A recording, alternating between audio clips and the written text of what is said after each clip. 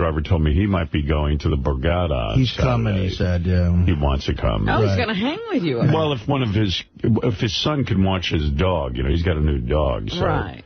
He said he'd go. And then I just heard the funny story about Scott the engineer. What's that all about? I love Scott, but there's something so weird going on. You want to... You tell. Well, I mean, I didn't hear the other part of it till just now with Gary. Scott, was coming to see me, and I was like, that's great. He's bringing his wife. I'm like, definitely coming. He said, can you help me out with a room? And I said, this is one time I can't, bro, because a lot of my family's coming, and I sort of used up my comps. And by the way, Scott always acts like the poor guy. Right.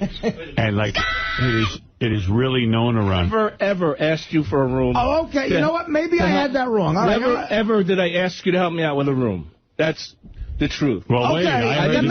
Honestly, I might have had that wrong. I heard the second part of the story. Okay, the second part is probably true. Okay, fine. So let Artie tell the story, and then by all means chime in. All right, fine. You're right about that. Okay, I'm sorry. Because 2 million people asked me for a room. I didn't want to bother you with the room. You were nice enough to say, come down, you'll get into the show. Right, I told you the show would be definitely for free, which is no problem. Right, I didn't want to... the room was my deal. Scott, and it was sort of cryptic, because Scott kept asking me if I could do favors for AA, like, AA needs this, AA needs that, he wants to come backstage, blah, blah, blah. And I'm like, sure, Scott. And it was weird to me why Scott was his liaison. I'm like, what do you have to do with AA? And he's like, this, that, the other thing. And finally I said, look, give AA, I told him the name I'm staying under, because at the casinos I have to have a different name. Right. And I'll get him backstage. I guess he can hang backstage. There'll be food and stuff, and he can bring his girl, whatever. And it just was weird to me that Scott was doing favors for AA. What is and that then about? This morning, I guess Gary came in and explained why. I guess AA is getting you the room or something? Or? No. What it is Scott calls AA to get rooms, to get comp. Okay, so no. Hold on. So why don't you let me tell the story instead of Gary or Artie, because you're not telling you the truth. So why don't you let me tell the truth? Because you're probably not telling the truth. No, I just speculated on what just happened. I just know you asked about... I will absolutely tell you the truth. You definitely asked me to get AA backstage, though, correct? That is the truth. Okay, that's all I'm saying. Evidently, No, I didn't ask you to get him backstage. I asked you if he could get tickets for the show, if you could get him tickets for the show. Evidently, some way AA has wormed his way into Scott, and Scott, being the schnurry, is using AA for something. Okay. Yeah, they're using each other. Here's the deal. Yeah. So when I decided that I would like to go see Artie, I said, Ronnie, you know anybody at the Borgata? I asked Ronnie. Yeah. He said, why don't you call AA? I hear he knows some people there. I said, okay. At Ronnie's... So it's Ronnie's fault. Well, he suggested it to me. Well, who's Ronnie? Well, he said... Ronnie suggests things. So why don't you call Beetlejuice for a rental car? I did. That's the next story. But Scott goes around to the listeners. So is that the weirdest? Our point, Scott, is that, you know I'll get you in for free to the show. Why not pay for a room?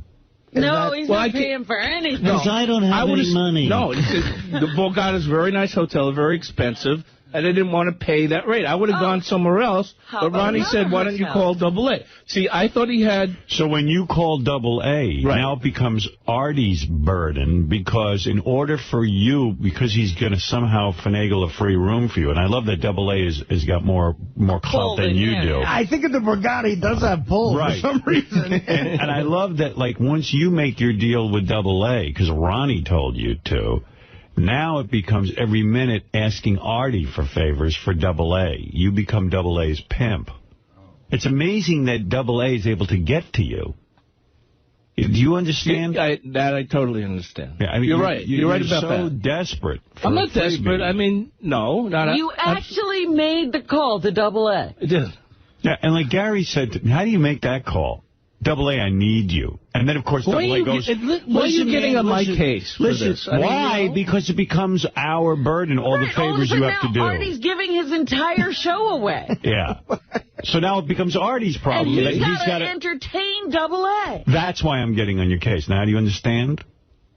All right, so I'll Scott, for the record, I didn't bring this up. Gary brought up that you had talked to Double A. I wasn't bitching or anything. Well, like Gary said to me this morning, he goes, Scott goes around, poor mouthing. He goes, but he says, it's a weekend. I'm kind of aware of what, Scott's making. He ain't doing that bad. And no, but the rates, the Borgata's very nice, and the rates, So don't stay there. No, I wouldn't have. When you go to Double A, now Artie's burden is Double A. You have nothing to offer Double A. Forget the Double A. Scott, again, this was not, I did not bring this up. Gary brought it up, bro. And when Gary said it, I said it was weird. He pulled Artie into it. It was weird that Scott was asking me to do something for Double A. I found that weird. And I felt sorry for you that you were in that position. It's Scott wheeling and dealing. Double A's done. Yeah, and I'm not staying at the Borgata.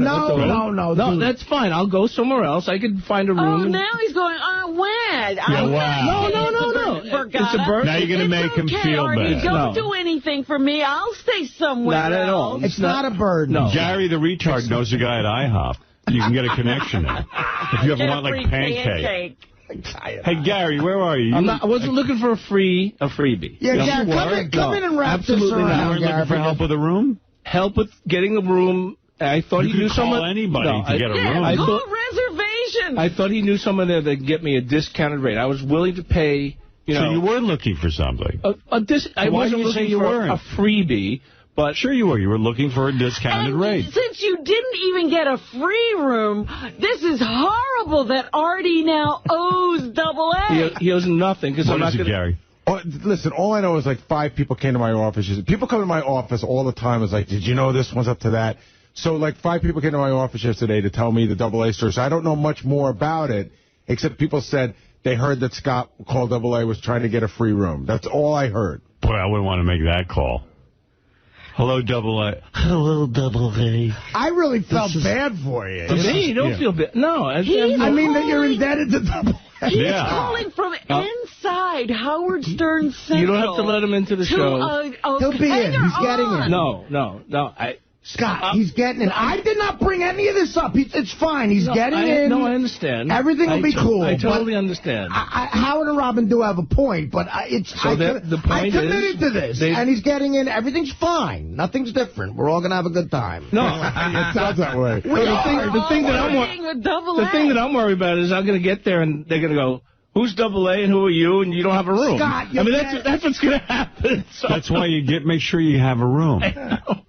I know. You haven't confirmed with the hotel that you have a room? No, I don't have a room. I mean, that's the problem. You got to get a confirmation. I have to go there and I have to go there and Double A. It's Scott the engineer. I have to go. But Howard, this is the fucked up thing. I have to go there and ask for a contact name. But Howard, think about like maybe Scott gets there and there's no room, so the manager comes out. Well, who set this up? And he goes, Double A, and they're like, what? Double A, Double Angelo. Look at the awesome Angelo. Awesome Angelo set it up for me. He's Look at the dwarf. You know what? He's a very well-known listener on the Howard Stern show. He has a He's a man with a big build. You know what, dude? Excuse me, front desk. I'm here under the auspices of Awesome Angelo. I could stay down the street. He is my ombudsman. Stay home. You know what, Scott? I didn't realize you asked Double A. There's a last resort call I can make to get you. No, I don't. I'd rather do that. No. I mean, Double A, you're on I can't believe you don't have a room. What's going on? Hey, now, how's it going? What's going on? Scott, here's your friend, Double A. Hey, Double A, how you doing, man? I'd like the penthouse suite. You seem to forget that what I also said. I'm not looking for nothing free. Tell Artie if there's a way, I'll pay for it. I told him that. Okay, but these guys are making it sound like I'm like... No, not you. Scott. It's me. It's all on me. It's all on me. Scott asked Artie to look in. Scott asked Artie to look into... The show's down within minutes' time. I'm not looking for nothing free. I said if Artie... Scott, you're not listening. Scott asked Artie to line something up. Okay, because he's now your bitch. I don't even care. Goodbye. You're rambling, Double A. What is wrong with him? Double A, you're a friend of the show. Yeah. I can get you in for nothing to my show. I have power over that. I just didn't realize all this stuff with Scott was going on. It's funny that Scott has to call Awesome Angelo. That's the funny part. Yes, Ronnie. It is funny. Well, when this whole thing first started, I said to him, dude, he asked me if I knew anybody. I said, no, I don't know anybody at the Borgata. I said, it's a really cool place, but I don't know anybody there. He goes, did you say call AA? No, I said call AA. He's always saying how he's got connections there. So? What did I do? What did I say to you? Did I say to you this is all going to come back to bite you in your ass at the end? What did I say to you? And don't involve me in it. And here's the biting. Yeah. There you go. And notice he mentioned your name first. Right, but I'm not even. Ronnie's idea. I don't even want to stay there. That's what I told him. I said I'm not even going to stay in that hotel. You all week were like, I'm not going. I'm going to try and get a room in Trump Marina. I'm not even going to stay there. Because you don't want to deal with... I don't want to deal with this. I don't even want to be even around. You didn't want to call Awesome Angelo. But you know who's going to get an ass kicking off of all this? The guys just told me. Now I realize how this all came down. Scott's got a new intern. So I guess they were all out in the hallway talking about going to the Borgata, and the intern just happened to go, yeah, and Scott's getting a room from AA, and I heard he got the big elbow in the side and the shush. Here's what happened. Yeah, I ripped them in there. They were sitting. Keep your mouth quiet. They're sitting in Scott's studio, and there was a few people in there, and he keeps asking me, am I going? I said, because he's going Friday, and I can't go Friday. So I said, I'm going to go, if I go, I'm going to go Saturday night. So we're talking about this, and all of a sudden his intern goes, he's going to get a free room from AA? And there were a couple of people like 𝗦𝗵cie𝗄𝗿𝗍 standing in there, and that's all that had to happen. Where it came from. I knew exactly where it came from. That gay little red-headed bitch. 𝗬𝗎 was in there, too. So. Yeah, 𝗬𝗎, too. Forget it. I told you, man, it was going to come back to bite you. Yeah, well, it's just, he's wheeling and dealing. Now he's calling Artie for Awesome Angelo all right, favors. So there's not going to be a favor. And it's already done. Scott, that's the point. It's done. It's done. I don't want... Your part is done. You still don't have a room. Well, I'll apologize to Artie for putting you on the spot. You don't have to. But I can't believe you don't have a room out of all this. I'm not worried about I wasn't worried about... What are you going to do? Where are you going to stay? I can go home. I don't have to... that's a fun night. Yeah. I don't have to stay there. You go to AC for a couple hours and drive home? Gee, Scott, if you don't stay, all the fun's going to stop. I know. Aren't you bringing your wife? Close down the boardwalk. Yeah, bring my wife. Well, that's why I'm going Saturday instead of Friday. Treat the old lady, Scott. Break up the credit card for a night. Don't drive back. But that's the thing, Artie. Yeah, exactly. Honey, we've got to drive back. I could get a room from Awesome Angelo. Either that or sleep in the car. What'll really be funny is Scott will get in the car and drive home, and Artie will still be with Awesome Angelo. Yeah, that's the point. The wheels are already in motion. Right. There's thousands of rooms in AC. I don't have to stay at the Borgata. I would just at least do that for your wife's sake. Treat the woman to a night. Don't come down and then go back up.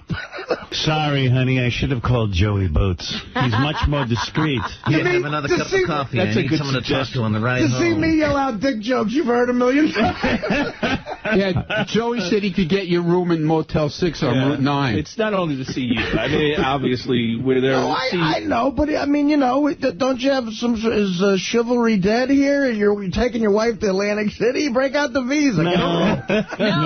He's willing to beg anybody for help. I'd much rather call Awesome Angelo. If he could have done it, I would, fine. If not, then, I would have made other arrangements. But you've already pulled in the favor from Artie without getting anything. AA, you're on the air. Awesome. Guys, give me a second here to establish some order. AA, go ahead. Listen, it's not a joke. He's got a room. It's a suite. Him and his wife's going to be staying at the Borgata. He got a nice suite through my connection. It's not like he's going to get there and he has to go home. and the main thing I just want to make across, I said, listen, Artie's show sold out. It sold out within minutes. Ask Artie if he could give me a call. I want to ask him to, and I'm looking... Hey, AA, how do you know all these people at the Borgata? How is it that you have so much clout? I go down there every single weekend. I mean, and you're a high roller? I don't gamble. I just go there to party. I mean, my boys, they all gamble. My boy 𝗦𝗵cie, like the biggest freaking gambler. So you bring down a lot of high rollers and these... he hooks me up when he goes down. He'll go down. He gets as many rooms they want to give him because he's always down there. You're missing the humor of this, AA. Go figure. It's just funny that Scott is wheeling and dealing with you, and then bothering Artie. You make it sound like I'm not friends of the show. I would do anything. Double A, you're a simpleton. You're not understanding the humor in this. It's not about you, It's not about you, Double A. This has nothing to do with you. Yeah, no one's giving you shit. Double A, this has nothing to do with you. I got you. All right. No one has a problem. It's not like it's a joke. He's going to show up there and there's no room. He's got a suite. All right. Thank you. Hey, is it a two-room suite? Maybe I could share it with him. Yeah, maybe those guys can bunk together and all shower. Ronnie, you know I told you anytime you want to. Nah, man. You see, you get Ronnie a room. Go ahead. Do him a favor. Scott's the only schnurrer around here that would actually call you and take you. When you're running around the station going, I can get you guys hooked up with the Borgata. Scott's the only guy who would actually pick up the phone and call you. Like, no one around here ever does, tries to get free shit.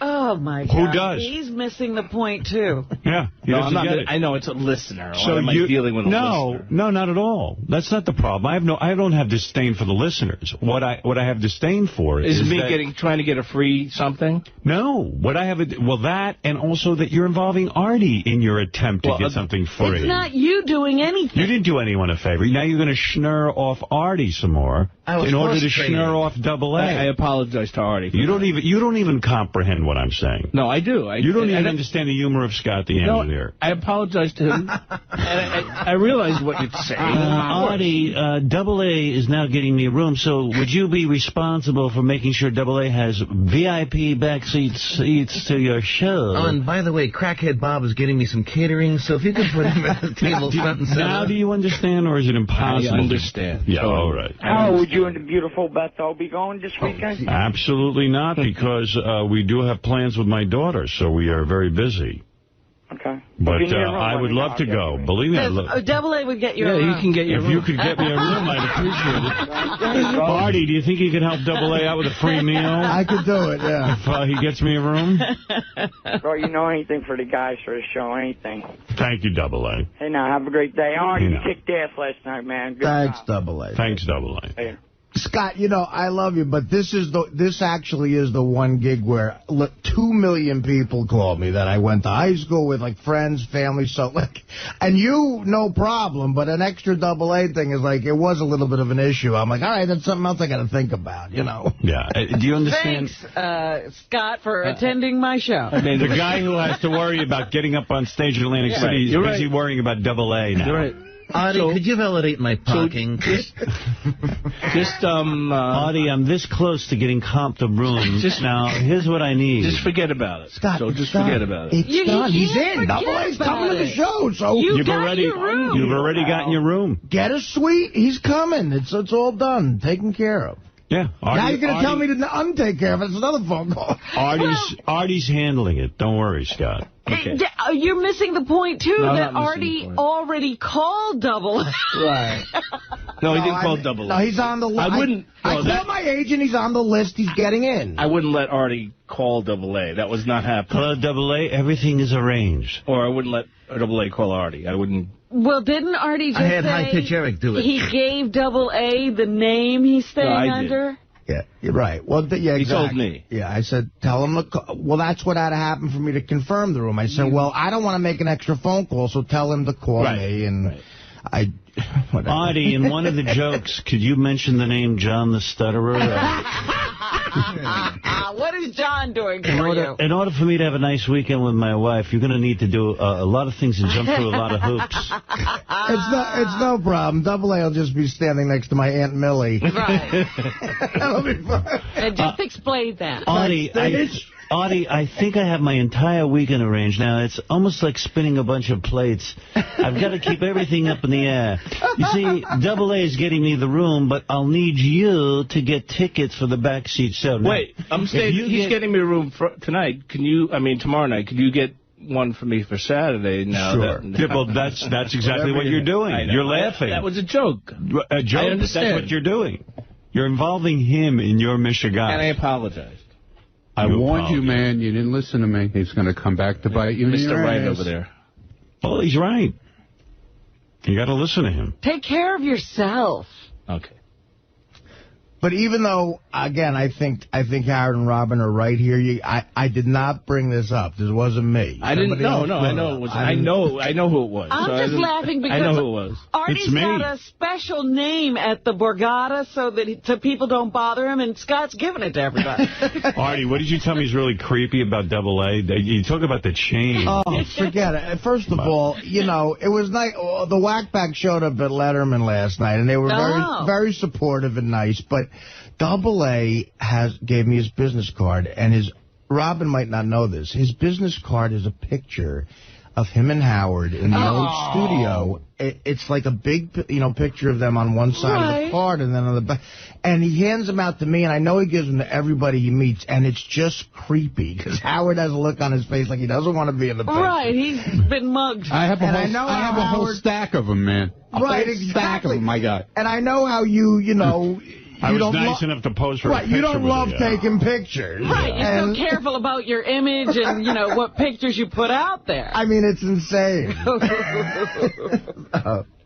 Before Scott gets mad at everybody for sort of ratting him out, the way I found out about it was... why is everybody apologizing to Scott? Who cares? Shuli was working on this for today's news. That's how big a story it was. It's a top story. It's a top headline. Scott schnurs his way into the Borgata. It's a great hotel. Look at what people are doing to get in. Right. Well, I'm all set now. Let's see, I got Artie doing what I need, and I got AA doing what I need. And let's see, Eddie the produce guy, how can I hook him in? Scott will be laying in that suite in one of the bathrobes, puffing on a cigar. I'm like a sultan. It sounds like a nice room, too. Where's my wife? I'm ready to be serviced. All I want to see is the top of your head, honey.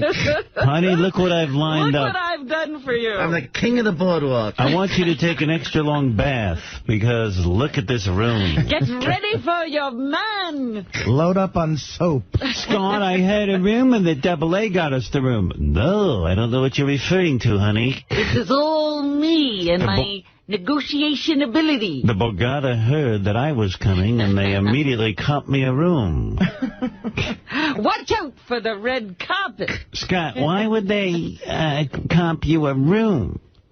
Well, because they know when I go into the casino, everyone loses. I'm the cooler. That's a good point, actually. There you go. I'm actually a cooler, that's right. I stand by a table. Yeah, you should be able to get your own room, that's actually. Right. The cooler. She comped me like... Hey, listen, Artie. She comped me a whole floor. Donald Trump just called me. He wanted to know if he get into his show, he'll give me a free room. You got it, right. Thanks, man. Artie, would it be out of line after the show if you would take a sauna with 𝗦𝗵cie Eric? Who told you that one? I'm drawing the line on that. I'm telling you, my empire hinges on a meeting with 𝗦𝗵cie Eric. I know a few people. I've got everything in place. It's like a deck of cards all stacked up like a house. If one thing goes wrong, the whole empire crumbles. That's right. My night will be ruined. It's like dominoes. I felt so bad for Scott because I really like Scott, and he came to me and I said, "My God, he owes AA favors." Yeah, he owes AA favors. He was like, "Can you get AA? You mind? Can you get a room? Not a room, tickets?" I'm like, "Oh Christ!" What? What did he do? I didn't want you to do what you're doing. I just wanted you to be able... I didn't want you to invite him backstage. No, but get him tickets is still a call. Just it might as well be. But here's the thing. That he paid for. It has to be backstage because there are physically no seats. You should have said there's no tickets. Then well... I would have said... Then that would have been fine. Oh, Scott. I understand. People want to do things for you around here. You understand? We're your friends. He felt bad. Might not feel like we're your friends, but we are. I understand that. Right. I could tell, you coming sort of hinged on this happening. No, it didn't hinge on that at all. Look, Artie, I'm desperate. You got to be nice to AA this weekend. I need you. I need you to end the show by 11:30. Bigfoot wants to watch Saturday Night Live. He's a big fan. I'm watching Saturday Night Live, it is. If you'll be good to AA, he'll be good to me. Imagine Scott's inner conversation like, why does everyone have connections somewhere but me? Why does AA get a room and I can't? How the hell is this happening to me? Every time I want to go somewhere, I got to call my pal, Awesome Angelo. Awesome, man. Do you want to live? Hey, Awesome. Do you want a limo? Can I call you high-pitched Harry. Hey, Scott, when we're in Atlantic City, you know, I did get you your room. I don't understand why you won't come over here, take pictures with these girls, and then go over to Artie and get us up to his room. But Double A, I know you got me the room, but Hey, I don't want to hear this shit. Hey, get over there. Get over there. We're going into Johnny Fratto. Yeah. Anybody had to... Oh, how was that? I lapsed into Johnny Fratto there. Oh, wait, was the show last Scott, night? call me Mr. Double A, or call me Mr. Angelo. Okay? You know, and show Mr. some Right. respect to my powers at the Borgata. May I That's kiss the other your thing ring? about Double A. He's always got hot broads with him. It's insane. Like, what's going on there? look at Double A. He's got 4 girls, He's got the hotties. and he's got connections at the Borgata. He comes up to my kneecap. I've got a hotel room and my wife. What did I do wrong? I could have had one of those hotties. I heard Howard 100 News did a report on how Scott gets massages from interns, including male ones. What? Yeah. I wish that we get their facts right. They seem to have pretty Let's good get some facts other... now. Hey, here's some kids who work for free. How can I get something from them? Rub me. That doesn't happen either. Come here, Brad. What guy in their massage? None. That's not That's true. the joke. No, that's not true. A chick might be actionable. You better watch yourself. Why are you getting massages from the female interns? I'm not. Did you get a massage? Tell the truth. You did. So why? Swear the life of your children that a guy has never rubbed your back. I swear on the life of my Swear. children. Because everyone here is telling me that that's happened. It's legend, urban legend, but it never happened. Well, what girl is rubbing you and why?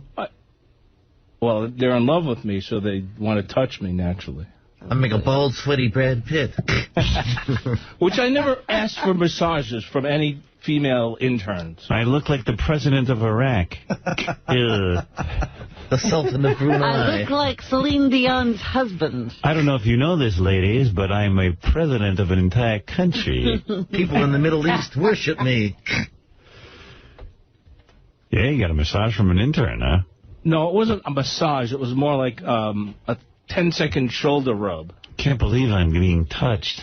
It's been so long. It wasn't. You know, my engineering room is like scores. If I'm sitting in a chair working, and someone walks up behind me and puts their hands on my shoulders without me instigating anything, that's my fault? Sure. You gotta stop. I did. I mean, it was like, all right, that's After nice. 10 minutes, you stopped it. Stop. I'm uncomfortable with this. I'm irresistible. Reagan was the one. My back is sore from bowling. How did you know, darling? I also have a groin pull. These kids love me. They're all over it. That was like 8 years ago. I wonder if I could deal her out to Double A and get a room at the Borgata. The Borgata. I can't believe him. I really can't. Double A, you're on the air. How's it going? What's going on? Hey, Howard, can you do me a favor? Anytime Alison Angelo calls in, can you take his call, please? I'd like you to get me another Put him room. on the top of the list. Yeah, bro, I can get you another room. Another room now. Who needs the room, Ronnie? No. Hey, listen, here's what I wanted to say also, and Artie, this is also for you. I know you got whatever you got going on that night, but seriously, if you guys ever want to go out to the club or anything like that, the Mix, the Murmur over there, let me know, because you don't have to wait on no lines or anything like that. The guy's really cool. Eric Milstein will bounce you right in, no problem. And Scott, if you need dinner that night, let me know also. No, I'm fine. Yes, I do. Artie, you need to post for a poster with Double A. Angela, let's be clear. I wouldn't have to pay for that dinner, would I? No, Is tip included? Everything's good. Hey, Double A, did I say that I would pay for the room? Absolutely. You said you offered to pay for it. I said, don't worry about it. I said, I'm a real gentleman. When I'm asking for free stuff, I always offer to pay. I didn't ask for free stuff. Double A, I appreciate your Well, what do you need him for if you're willing to pay? If you're willing to pay, what do you need Awesome Angelo for? Yeah, just pay. Pay for a room. Yeah, I mean, and why would you avoid be- all of this. Isn't it worth Why don't you be honest? You're right. You wanted a free room. No, I thought he would get. He had a contact, and he would get a discounted room, not a free, totally free room. I see. I must stay at the Borgata. Take a little off the top. Yeah, I'm only paying half. How you're loved down there, you know that. You're loved all over, bro. Mainly it's because of you. Like, people love the show and everything like that. And like, really? Well, that's why it's so funny that Scott is calling you. Yeah, we love that he's calling you. You've obviously pointed out that I made a big mistake. And no, what's the mistake? I mean, like, if these guys are your friends and you're willing to, you're willing to help you out in any way. The mistake was involving Artie. That was the big mistake. I understand, but the thing is, I asked you for Artie. It's not like you said, "Oh, I'll do this for you." I said, "Listen, Artie sold out within minutes." Right, and Artie... Well, that's the payback, and I should have said, you know what? If that's what it takes, I can't impose on Artie. That's my answer should have been. I would have been fine with that. I would have tried to get in touch with Artie myself and would have asked him the same thing. Like, bro, here's Artie's number. You didn't get it from me. And Double A, I appreciate your connections, but I'm pretty sure I could get to the front of the line for Nick. How do you know? You don't know, Stan. He's a real great guy. I'm busting your balls. Artie's going to be, what is it, Mix? Artie's Mix. Artie's going to be online at Mix, and you can see Double A walking in. Not only would Artie... When am I getting into Nick's? That's when the night ends, Alice. There is mad hot chicks in that place. Oh, I know. Actually, Howard, you've been to Mix. I've heard that Wendy the retard can hook Scott up with free Pizza Hut. With the double stuffed crust. Is that true? Yeah. Oh, good. Yeah, she knows people there. I'll have to check that out. I'm not kidding you. A lot of people. Artie, a single Artie is going to be in Atlantic City. I don't know what's Ronnie, going go on. ahead. You're on the air. Dana called me before Letterman again last. Oh, no. What happened there? Again, guys, don't you realize, I'm so gone. Like, you should be the friends who are going, look, we don't want to talk to you anymore about this. Enough! Nothing. Again, Dana did a very loving, nice thing and called me before Letterman and wished me luck, which was very nice. So are you back together again? I don't know, man. Oh, no. I don't understand. You get on the phone and abuse each other and yell at each other. We're like Springsteen and 𝗛cie𝘄𝗿𝗿. You heard that? Yeah. So they're breaking up? Yeah, I know. Possibly. Yeah. Seriously, what's going on? She did a very nice thing again by calling me, and then she watched the appearance and called me and said she loved it and was very nice, and we talked, and she said, I'll call you tomorrow. So that's where we left it. I don't know how. I'm ready to blow my head off, dude. And everyone in the email yelled at me and said, leave Artie alone, you're mean to him. I go, what do you mean? I'm curious. I don't understand. Guys, it's the show. Everybody's got to get their balls. Says lay off Artie about Dana. You and Robin are really mean to Artie about Dana. What did I do? Kind of stuff to talk shit to him about this. Well, talk shit. I'm just trying to understand. Don't get mad at me. They're crazy. Right. I don't care. What did we do? I don't know. I asked the guy if he's going out with Dana. About a friend. Right. Two friends. So she calls you. That's the move, evidently, and does something really nice after you have this huge blowout. Yeah, I guess. And then. So I guess she wants to be with you. Well, but I want to be with her, I think. So what's the problem? Every time she does these things. So he wants to be with her. Why don't you guys just be together? I don't understand. Well, she must say to you. Because eventually we fight, Howard. And again, I don't want to be... We fight. We're a couple that fights a lot. That's what's happened. I hate to admit that. She hates that I say that to people, but it's become the truth. Can I ask her a question? Yes, go ahead, Fred. Without being specific, is it usually like one thing that kind of triggers it, or is it just a number of things? If she's had a stressful day and I have... We have a short fuse, put it that way. You know what I mean? And explosion. Yeah, exactly. And we're both, on it. When it comes down to it, low-class Jerseyite. How you doing? What the fuck do you want? I mean, it's like, eventually, it's like, how was your day? I mean, sometimes the conversation... You don't care about my day. Sometimes the conversation will literally go like this. How was your day? It was okay. It was good. The show was good. How was your day? The kids were kind of crazy, blah, blah, blah. Okay, yeah, whatever. What do you mean by that? What do you mean what I mean by that? You don't care about my day? No, of course I care about your day. I was just, you were yawning. Well, I'm tired. I was yawning. Oh, my God. Oh, my goodness. That's love. I want to kill your dog. Meanwhile, Scott, while you were telling that story, walked out of here with his head down. Yeah, and now I feel all bad. You should not feel bad. He needed that talking. Again, you guys are right, but I'm not one. See, there's people around here who really are gossips, and I try not to. I know it was up, but I don't want to rat. I don't want to be a rat. So it was. We understand that. But it was really up when Scott asked about AA. I said, dude, and I'm going, I feel sorry for him. I'm like, well, you're indebted to AA, man. Like, I mean, you know what? In the middle of that, Scott DePace just called me and he goes, you know what? I think I'm feeling bad for Scott. But that's his move. You all feel bad. Scott did the bad thing. Right. I'll buy him a room at the... Hey, you know what, Gary? I'll buy him a room at the Borgata. Well, it almost came down to that with me. My God. I swear to God, he's such a drain. It's just crazy because no matter what anybody does, AA will be looking at Artie.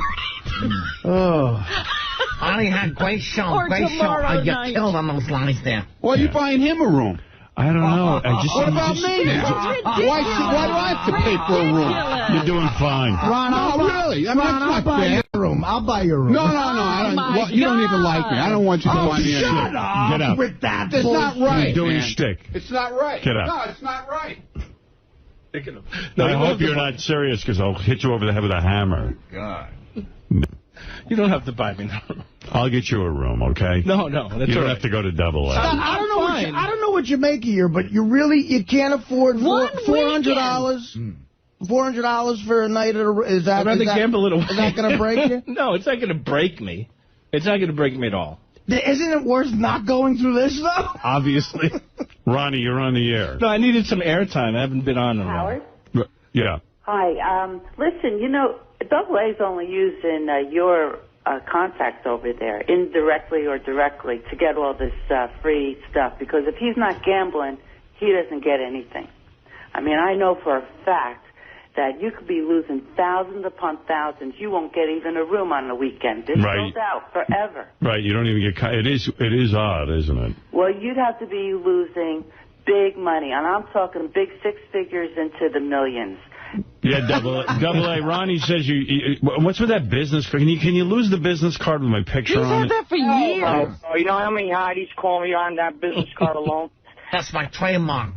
Hold on a second. First of all, what she's saying is correct, and she understood what I said. I don't gamble. I go there for the fun of it. My boy, 𝗦𝘵, gambles, and he's a very well-known person that gambles on there. He gets betting six figures, big six figures. Trust me, he's not losing. That's the thing. They want him there. So in other words, you're getting the comps off of him. You're not getting it. No, I didn't. I said my connection. So that's exactly what I said. I don't gamble. I go there for the push. Howard, I'm still convinced that they're getting your contact indirectly. And you know who your contact is. Howard, look into it yourself. There's no way in hell am I going to get a room saying... It's fine. I don't care anymore. This is taking up my life. You know what the funny part is? You know what I thought AA was calling to say? I thought it was calling to say, you know what, guys? I'm a little insulted, and I'm not going to come to Artie's room because I don't feel wanted. He's never going to say that. Yeah, exactly. Mom, hold on a second. I really do feel a little insulted, like it's a big deal. After all, I said I'm not looking for nothing free. I said if Artie could hook me up... AA, the joke of this is, I'm going to explain it. AA, I'll explain it to you again. It's funny that Scott has to go to you for a room. That's the joke. And listen, Artie, I'm not saying this in any bad way whatsoever because I met Dana a lot of times. She's a very sweet girl, beautiful, but I feel like the show's not standing behind you. At this point, yous are boys, you know what I mean? You're the boy. You're the main, other guy in the show. Stand behind your boy and say, you know what? It's not working out. Okay, Dana's sweet and all that, but let her move on. Be by your boy's side. Like I'm saying, dude, let's go down there. I'll ditch the broad that I was going to take. Me and you'll go out after your show. We'll pick up the two hottest girls, guaranteed to have a great time Saturday night. That'll be my thanks to you for the tickets to the show. AA, you can't bribe me. Call me at 9 o'clock. All right,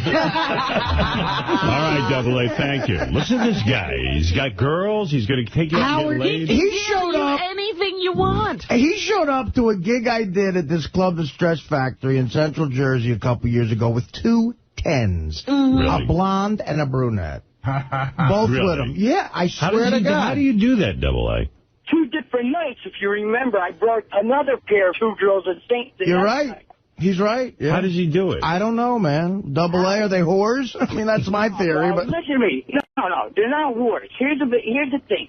If you can make a girl laugh, you already won them over. All right, so everybody gets this 𝗦𝗵cie image of me, this and the other. And, of course, I'm Double A from the Howard Stern Show. Everybody's Howard Stern. So what I hit a home run every time I go out. wait, Double A, so you say if you're able to be funny and you're connected with the Howard Stern Show, you can get that kind of pussy? What am I doing wrong? What do you think I'm saying? Forget Dana. You're Artie Lange. No, I'm not talking about Dana. I'm talking about chicks in general. Hold it a second. Double A. I know you all these years. You've never said a funny thing. I was going to say, where the laugh? How do you make a girl laugh? Wait a second. Come on, bro. I show him my wrestling belt. I mean, if people laugh at you, they're laughing at you. I don't understand. No. Maybe that works. Lay a line on us that makes these girls laugh. I got a question. So, Double A, true or false? Be honest. Yeah. Is one of your moves or your rap that you tell hot girls that you might be able to get them on the show, and then sometimes you take them back to your place to photograph them? Hold on a second. Here's Hold on. That's true. Come up to me. If they recognize me from a show, they're like, you're from the Howard Stern Show this time. They say, can you be able to get me fake tits, this and the other? I said, now, before I would even consider bringing you on the show, I would have to see your tits. Oh. You know what? They love it. They say, I don't give a I'll show you them. And next thing you know, I'm bagging them in the room. Period. That's the guy's honest truth. Why would I not take advantage of something that if they're willing to show me and do, sure. And Gary, did I not have this conversation to you?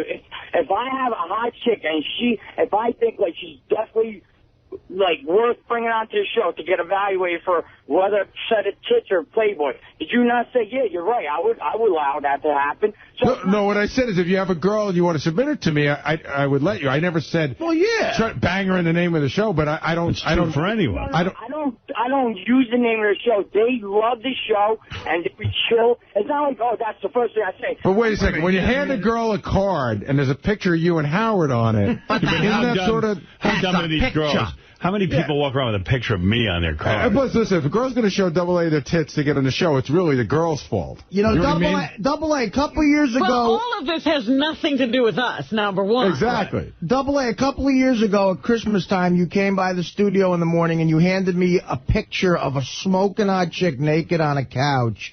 That gave me like a hi, Artie, Merry Christmas message. You know the chick I'm talking? Did you that chick? I'd rather not say with her because she's like actually a close friend now. Well, I'm not saying any names, but this chick, he showed me a naked picture of a chick on a couch. She's unbelievable. That same winter, we had a blizzard, and let's just say me, her, and 2 other girls had a real good time. So we'll leave it at that. You believe this guy? Howard, I got to tell you, I've been producing the show for 22 years, and when I was single, I couldn't pull this move off. I know. Yeah, but I'm still waiting for the funny line. He's got Scott calling him for rooms. He's got chicks all over the place, and the guy doesn't even work. He's got the best life. Yeah, he does. I want to marry Double A. He is awesome, Angelo. I will never goof on you again. We bow to you. We speak your name. We're the... I care one thing. We speak your name. We speak your name. And you know what, guys? I love you all, and I speak one of your names, and I do nothing but talk mad, awesome about the show. I'm out there like one of your biggest promoters. Because I love you guys. You're family. All right, thanks, Double A. All right, there he is, Double A. And I'll see you Saturday. There is the man, yes. You know, and I think I'm going to call Double A. Well, anyway, see, Scott, I wasn't wrong. You know what? When you get that sad sack look, I feel awful inside. Please, go have a good weekend. Use the room. Have a good time. Use Double A's room. Use Artie. Who gives a shit? Just go. Everything's... You got a room. Double A's getting in. We're going to have a fun time. I don't care. I honestly don't. Have a good time. Seriously. If you have a good time, it'll make me happy. Thanks. You thought you were going to deter him from doing any of this? Right. And if No, I said that. I wouldn't do it. And everybody said, well, it's already done. You might as well do it. You're going to pay me back, and I'm bringing you and Double A on stage. Just go. And if the room falls through, pay for it, and I'll pay you back. No, you're not going to pay me back. I don't want you to pay me back. I want it to be on me. No, that's all right. Not going to happen. All right, well, thank you. I appreciate the offer. All right, thanks, Scott. Thank you. Have a good time this weekend with Artie in Atlantic City. Yeah. All right. Maybe I can just, block AA from even getting close to you. Maybe you'll win at craps or something. Yeah, no, you won't. That's it. I'll win. There you go. Have a good weekend, Scott. Thanks. Have a party. Next thing you know, he's tackling AA as he makes a move to Artie. Oh, my God. Backstage. Get your aunt. Yeah, exactly. Yes, high-pitch Eric. Hey, Howard, good morning. How are you? Good morning. Yeah, star 1 to him. I have a friend that works at the Showboat in Atlantic City. You got connections at the Showboat. Even high-pitch Eric has more connections than Scott. And he doesn't even have to type. All right. Well, thank you, high-pitch. That's the definition of a comp. Yes, and I will play you in chess. We will have it. We will film it and the whole thing. Okay, hey, Howard, by the way, sternfanatics.com. High pitch. He doesn't need a room anymore, but he does need a car. Yeah. Yeah. Can you help us out? Can you help him with a limo? No, I can't. That's the right Your answer. Your limo dried up. Yeah, thank you, High Pitch. All right, there's everybody calling in. Now, how is High Pitch out of jail? I don't know. It's a dangerous guy. All right, first of all, I read in the paper today that Captain Jenks got through to Wolf Blitzer. Oh, what paper? That's at great. CNN, in the Daily News, in Lloyd Grove's column. That made the paper? It made the paper, Lloyd Grove's column. It was the top story. Oh, my goodness. That Captain Jenks pranked Wolf Blitzer.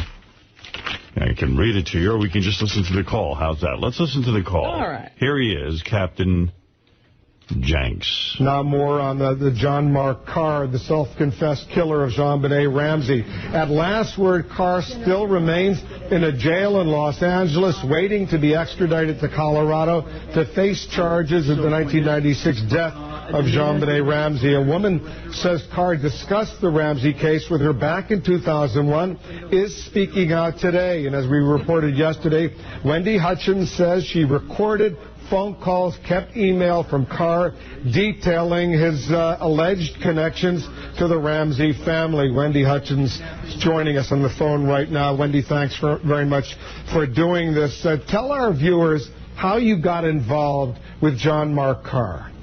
Well, he was a relative of mine's friend, and I saw him at a few functions, family functions, and we started speaking after that, and I won his confidence, and we became good friends after that. All right, so then what happened after that? When did the email, when did the talk of JonBenet Ramsey begin? It started in around September of 2001, when he told me that he knew more about the JonBenet Ramsey case than what anybody else had known, and that he was instructed to kill JonBenet by Howard Stern. All right, well, that sounds like we've just been Howard Stern, as they say, so we'll have to leave that alone, Wendy. Not Wendy Hutchins, but clearly a crack phone call. Thanks very much in any case. Let's move on now to terror politics. Nearly 5 years after... Whoa. You've been Captain Jenks, not Howard Stern. Really? Hey, Captain. Hey, good morning, Howard. Yeah, you're a big... I didn't even know about this until I read about it in the paper. Yeah. A big picture of Captain Jenks. Yeah, the picture and everything. Right next to Wolf Blitzer. Yeah. It says, JonBenet prankster blitzes Wolf. It's the headline. Captain Jenks has struck again. You are something else. Yesterday, the notorious prank caller and Howard Stern fan was and gas station employee Thomas Cipriano scammed his way into CNN's The Situation Room. And then it goes on to say how you easily got through and told them that you were this Wendy Hutchins. Yeah. And there was no problem. No. Unbelievable. That's But great. you write to Wolf. Yeah, right to Wolf Blitzer. When you hear the hello. Oh, that's the best. Jenks' chick voice is the best. Hello. And then 5 seconds later, it sounds like Captain Jenks. Hello. Yeah, I was on the... Yes, I met him. Hello, Wolf. He was a relative of a friend of mine. Mine's.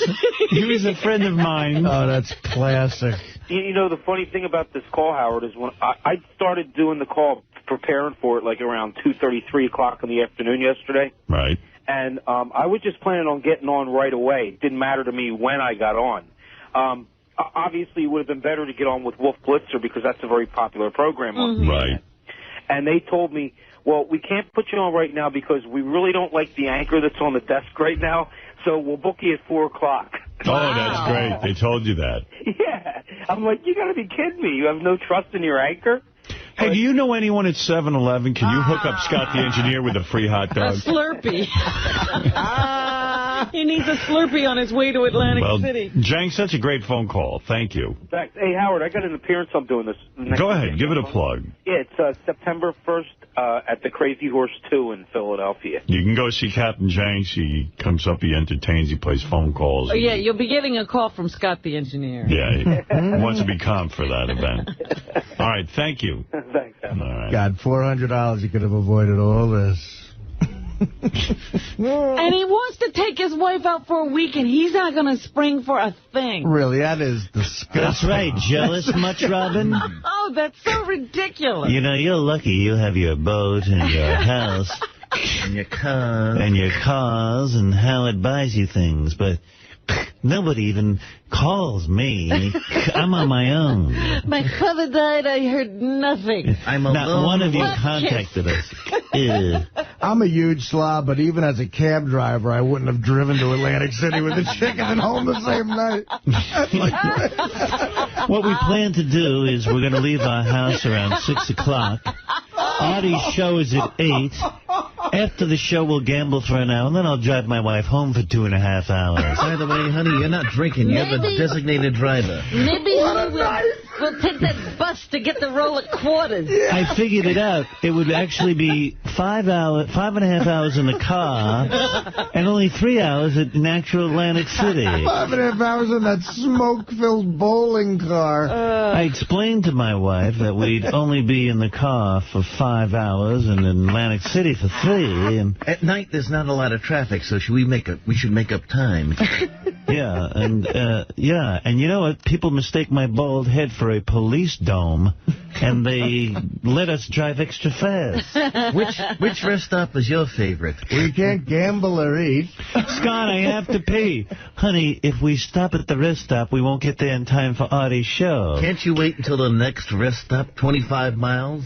Honey, you're going to have to blow AA. He got us into the show. You know, we don't have any money for food, so let's pack sandwiches. We don't have money to gamble or eat. We're not going to get a room. And we're going to go see a guy who we both know. There's, like, no excitement. A lot of the restaurants are a ripoff. Packing a sandwich is a good idea, Robin. Get the cooler out of the basement. Right. Yeah, a bottle of wine in Atlantic City it's a triple markup. With a cooler, I could keep everything very nicely chilled. I've got a ham and cheese and a Gatorade. Honey? BYOB. You know, if we sit at the $5 table, we can drink whatever we want. Oh. It's still BYOB with his wife. She's bringing her own boar. Right. Oh, that was below the belt. Tell me when the waitress is bringing the drink over to the card table. I'll conveniently get up and not have to tip her.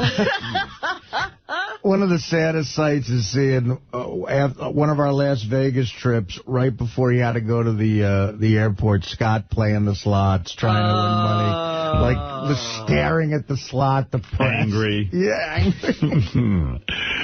All right, we have a lot. We each have one roll of quarters, honey. Yeah. Oh, my God, that is brutal. We have so much to get to. You know what? I'm going to take a break, and I'm going to replay a phony phone call from yesterday because so many emails said that they were, people were sitting in their cars crying. They describe that it's so funny. Richard and Sal pranked a sports show where they talk about the Yankees and stuff. That's a great one. And what the backstory is, so great. And we'll get to Artie's Letterman appearance and so much more. But the great backstory is it's 11 o'clock at night. This guy's on TV. Our guys are usually asleep. So Richard sets his alarm clock. To wake up for this guy. Huh? That's dedication. And then when he gets through, he starts calling Sal. He says, Sal, you call too, because He wakes him up out of bed. He says, you call, too, because we can really bombard this guy with phone calls. And that's what they do. Bombard is the exact word. Yeah. And it's great to listen to because Richard, all he does is call in and want to talk about the weather. And then Sal's doing his thing. And all of the callers are Sal and Richard, and it's relentless. This is Sal and Richard pranking Talkin' Yankees, which is a public access television show. And here it is from yesterday. So many people requesting it again. You're on the air. Hey, how's it going? Yeah. What do you think about this heat that's been going on lately? The what? It's been pretty hot out there. Oh, yeah. You know, we were supposed to get a thunderstorm over the weekend. We didn't get it. Yeah. I don't know when it's supposed to cool off. You know, I don't know either. Anyway, thanks for calling. I'm having a ton of technical troubles today. That's odd. Nope, that's feedback.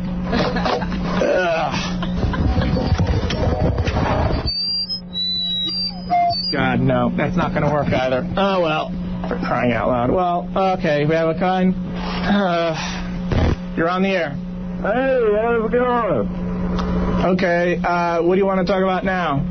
Hot enough out there for you? When's it going to cool down? You know, this is not the Weather Channel.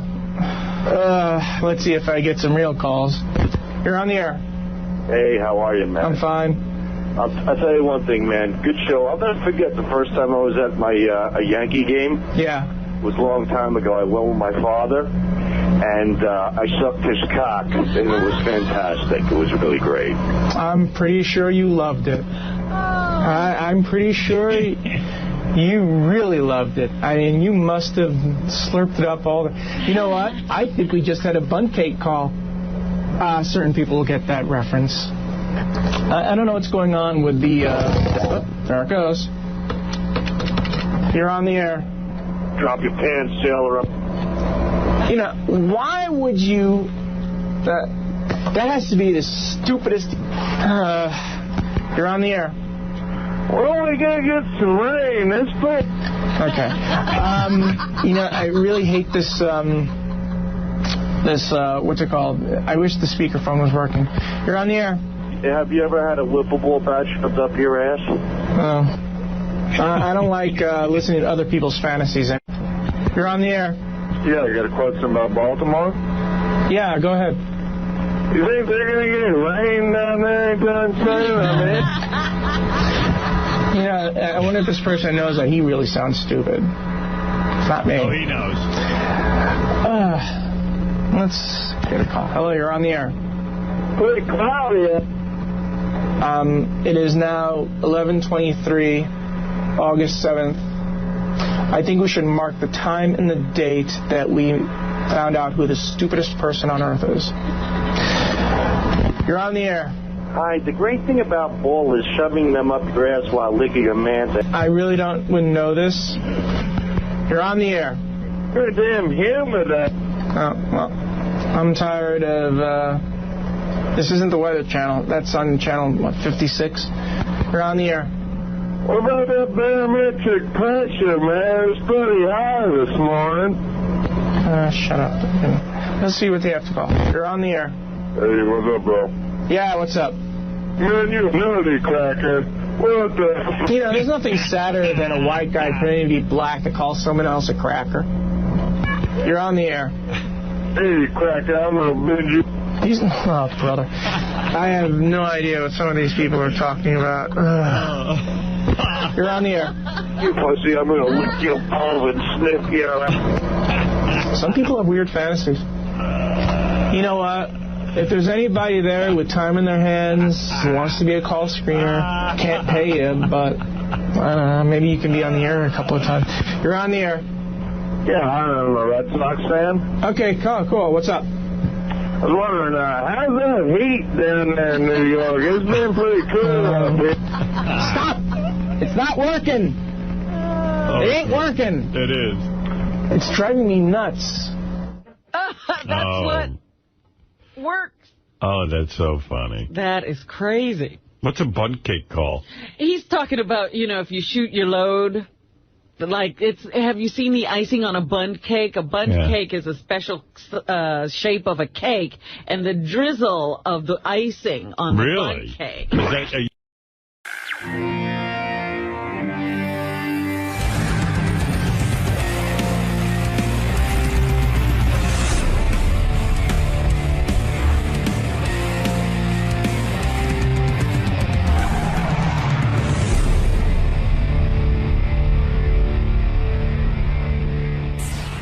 Dude, you had no story when you went in there. If it's not a story, that means you don't have a pace car and you're not driving it around town. You put the thought in his head that I have some kind of a car. Lieberman gets so worked up, but it's great. But it's like moronic argument. Oh my God! So passionate about it. Lieberman goes like this. He goes. Yes. Hello, Red Gypsy. Oh, good morning, Howard and everybody. Good morning. I was going to bring up a couple of things, although, Eric just did that. I wanted to say one thing, that I was at AGT, and Ronnie was totally professional. This Ronnie, I got to tell you, he really is insane. I didn't hear the wrap-up. Gary played me a piece of the wrap-up show with Ronnie about this car. And I turned to Gary and said, I think Ronnie's losing it. What happened? Well, I mean, I don't even understand. So John Lieberman says, hey, Ronnie, the story was Ronnie got a new car. Ronnie blew up, and he's going nuts, and, I mean, and he's arguing. There was an argument on the wrap-up show. It made no sense. You got to hear this. Did you hear the wrap-up show? No. All right, listen to this.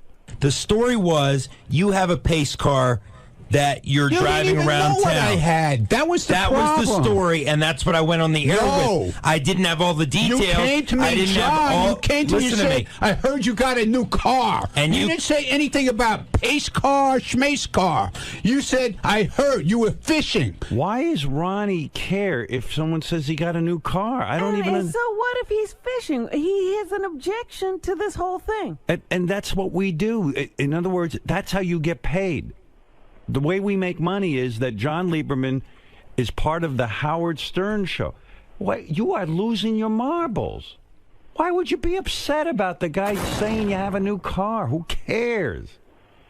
And the reason he's in the hall asking you questions is he's making you a part of the show. He's making you famous. And then you go out and do Ronnie's block party and you make money and you get to meet fans. This is all you dreamt of when you were sitting in the car. It's part of making you more compelling. You're going crazy. I lost my mind. I want you to listen to the playback. I lost my mind. I got a new car. You had no idea what the car was. You had no clue what it was. I had from 3 different sources that it was a pace car. Sources, so I went on the air with it, and then you confirmed it. So what's the issue? What's the issue here? There's no issue. The issue was I confirmed it myself later on. You had no story when you brought it up. You had no story, John. Ronnie, you're almost like, I can't get through to you. It's like you don't have a normal brain. I have a normal brain. Listen to me. When you report, I confirmed the story with 3 sources, and then with you yesterday by blowing me off, you confirmed it. No, I didn't. You said... I said nothing. What did you say? I said to you, I don't know what you're talking about. And then when I kept questioning you, you finally said, yes. What did I say? I have a car. We're playing the clip today on the news. I didn't say what it was. It corroborated what I had from 3 other sources. For 20 years already. So I went on the air with it because I was confident in the story. I had it from enough people. No, you weren't confident because you didn't know what the car was. Doesn't matter. I knew it was a pace car, and I knew you had it at home. Dude, you didn't Why know do what I need to know the year? You're coming in with having them bring in different pictures, different colors. You're telling me the car's orange. You're telling me the car's pink. You had no clue. The structure of the story was true, and I stand behind it. Well, good. You stand behind it. I think it was bullshit. You don't. How is it? So it's not true? It's true now. Thank you. I said it was That's true. it. I said it was true afterwards. When Howard asked me, I said it was true. Not to you. Do you hear this argument? What are you doing, Ron? I don't know.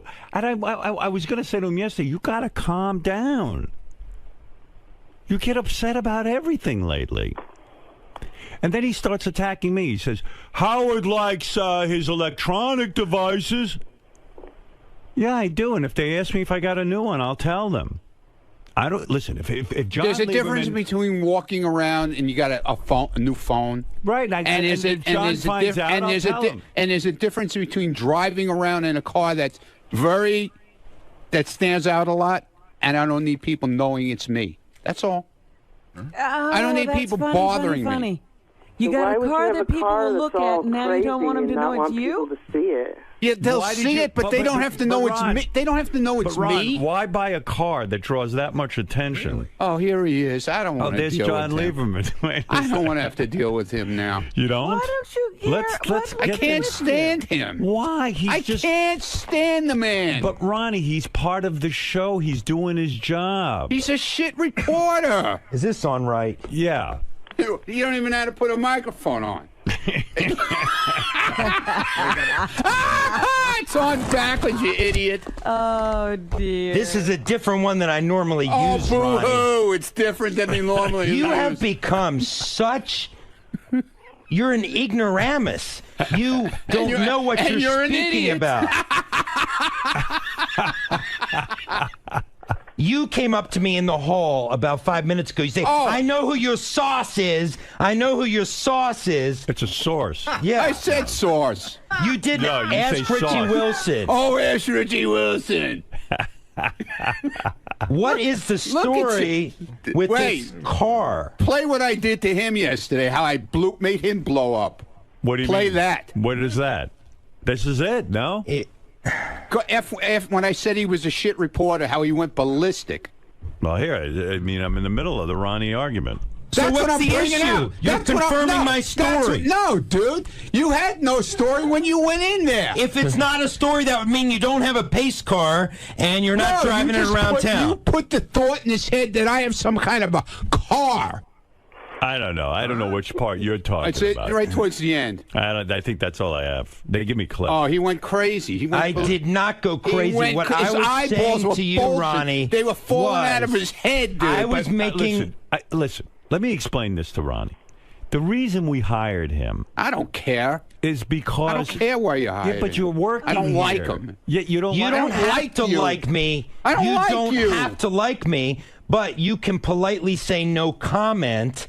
But you see, when your reaction is so out of bounds... That's all I have to say?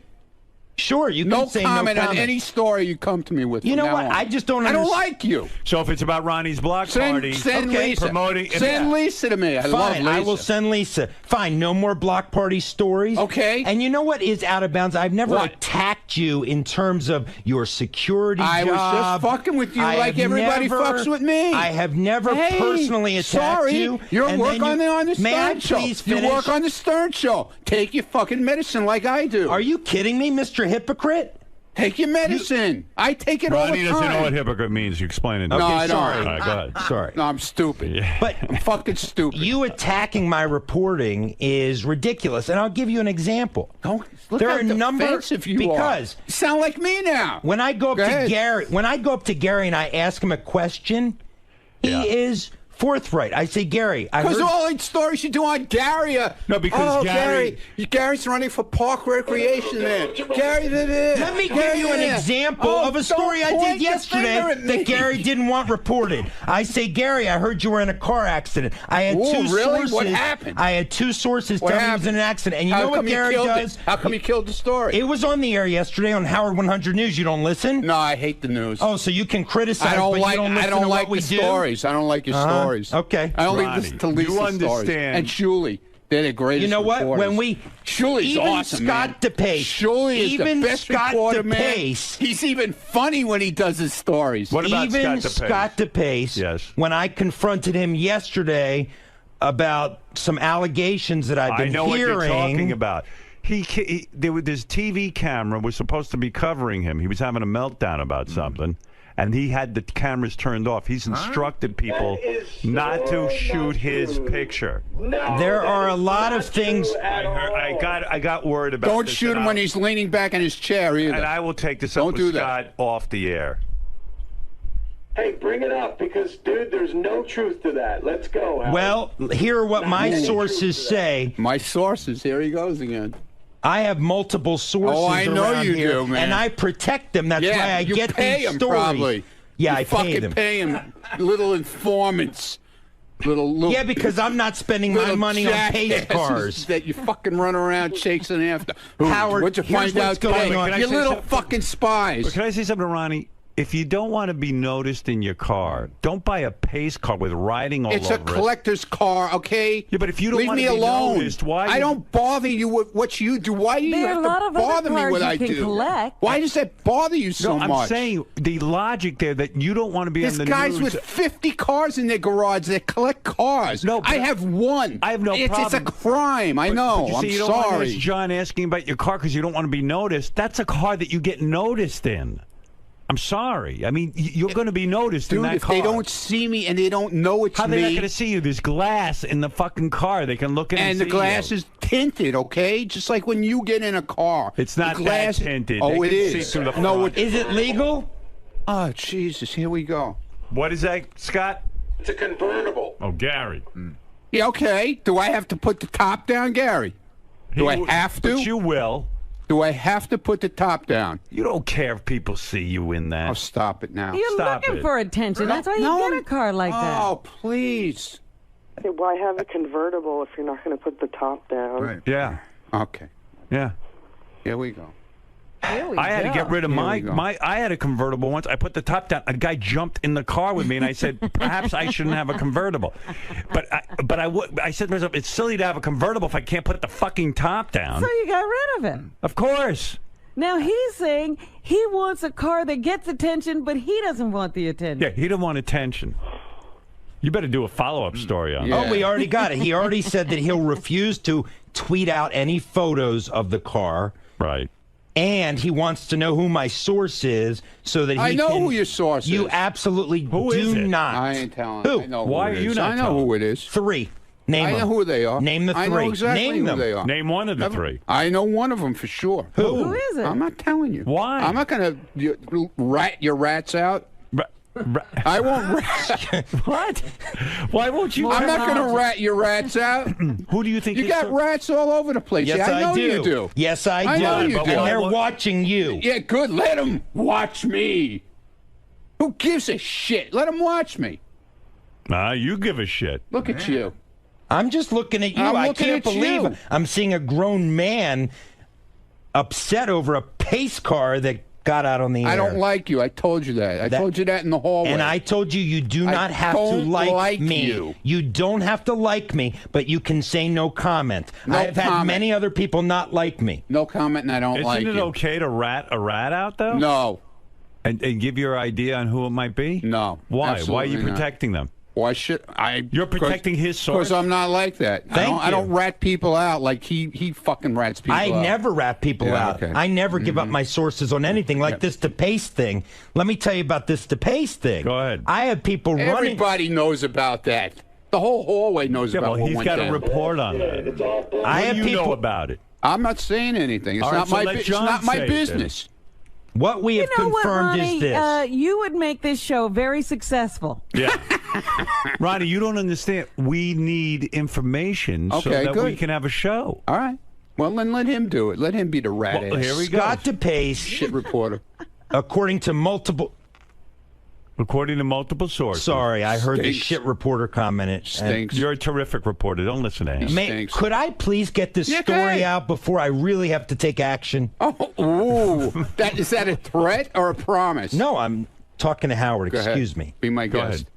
Multiple sources, Howard, say that Scott DePace has set rules in the Howard TV control room. I heard he that. must be notified when he's being shot by a camera Yeah. because, in part, because he doesn't want any unflattering images of himself on the Howard TV behind the Here's scenes. another guy For example, when who he's doesn't understand how we make a living. For example, when he is sitting back in his chair. Thanks, Scott, for taking the heat off. He doesn't want those moments captured. And in fact, I have confirmed he shined a mag light in one of the cameramen's cameras because they were trying to get a shot of him yesterday. Has everyone gone nuts around here? And he called. How are we one gonna of make his a living? producers. How are we and going he to make a called- living? You did call one of the producers back there unintelligent yesterday as well. Is any of it true?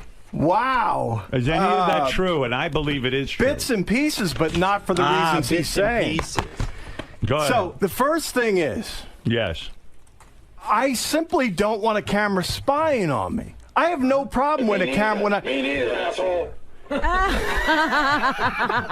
none of us want a camera spying. So all I requested was that they let me know when they're shooting and when I'm in the control room. I'm in the control room doing my thing. Yeah, but something went down that would have been good on Howard TV. No, not once. I simply said, I want to know. Now listen. So, no, let me explain to you. John, what was the event he boycotted? Let's hear, Howard, with all due respect, let's hear what he says so that I can contradict it with facts. On the life of my kids, I never told them they can't shoot me.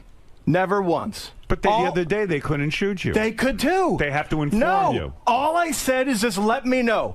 So it went, a couple of segments went by when all of a sudden I look over my shoulder and there's a camera there. And I'm like, hey, can you just let me know? So then apparently, so they were letting me know, but it wasn't loud enough. I wasn't hearing it. So I said, well, can you tap me on the shoulder or do something so that I know you're shooting me? And that was the whole controversy. But I thought there was something going on that was of particular interest, and the guys were afraid to pick up the camera because they couldn't alert you during it because you were having a meltdown. Yesterday, my switcher was melting down. I'm doing all this stuff, and you were yelling at me because there was shit in the monitor. Right. Rightfully. Was that the incident? No, there was another incident as well. During when tell Lee to get in here. When 𝗫cie, the woman with the large breasts, came in, and there was the jumping jacks incident back in Howard TV. Right. My sources tell me that Scott told them not to shoot it, and in fact yelled at Greg Carmel, the cameraman, for documenting the event when he was just doing his job. That is a lie. That's libel. I'd like then to let's take get that them person in to court. Then let's get them in Whoever here. That person is. I have that was a flat-out lie. The only reason I did it was because there was a camera. Are there. you censoring what is being shot of yourself? Never once. No. You're not censoring. Can I ask a question? I got a question. Not that I'm aware of. Scott, if you get into an argument with somebody, somebody doesn't have time to tap you on the shoulder, but it's interesting. Will they get in trouble if they shoot it? No, I'm talking about, that is not what I'm talking about. I'm talking about when I'm doing my job and over my shoulder, there happens to be a camera there. And not when I'm arguing with someone. That's, of course, fair game. Nobody shoot it yesterday when you were having this huge argument in the hallway and Jason went out and everybody was afraid to shoot it because they were told they can't shoot you. What is this? All right, listen to me. All right, listen to me. Yes, Doug, what do you want to say? Bring one of these people in here. Is this one of them? That's one of them. No. I'm actually going to to Scott. Listen, let me say something. Never mind your defense. Here's what I'm going to say. Well, I'll tell you what I got to cut through the bullshit. He's not interested in that. Everyone, cut the bullshit. None of you are superstars. I am a superstar. You are not. The reason people know your name is because of me. Why do they know your name? Because we make everyone part of the show. You don't pick and choose what you can be part of. Get the cameras on and let's go, baby. Can I just tell you what happened? Jason saw this fight, part 2. Now, I don't know why John, the great reporter, is not reporting that he has this all on. He was in there with the microphone. They had part 1. It was all on camera. It was all on. He recorded it. So they picked it up in the hallway after the show, and I guess there just wasn't a camera around. On the camera, why don't I have the tape this morning? I don't know. In other words, if it were anybody else, you'd be, Gary, you're not going to believe this. Jason and John Hein had a huge fight. Here's the audio. Good point.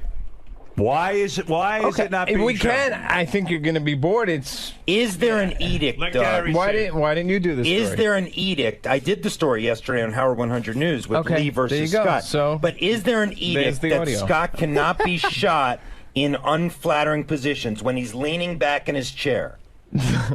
No. Well, I don't think I want to be shown that way, and if I knew a camera was on me, I probably would straighten up. Of course, I'm not an idiot. And that's the point here. The point, what Gary is saying is, cameras can shoot Gary ad nauseum, but you are putting rules on what cameras can show. Well, if that's true, then tell Gary to turn that camera on 24/7. I want to see what he's doing in his office. It's on all the time during no, the show. No, it's not. He hits a button and it goes on for 10 seconds. That's after you fucked me last year. But also, every day I'm here. All right. Lieberman, you got this one wrong, pal. I did not get this one wrong. Yeah, I totally stand by this. All right, as long as it's straightened out now.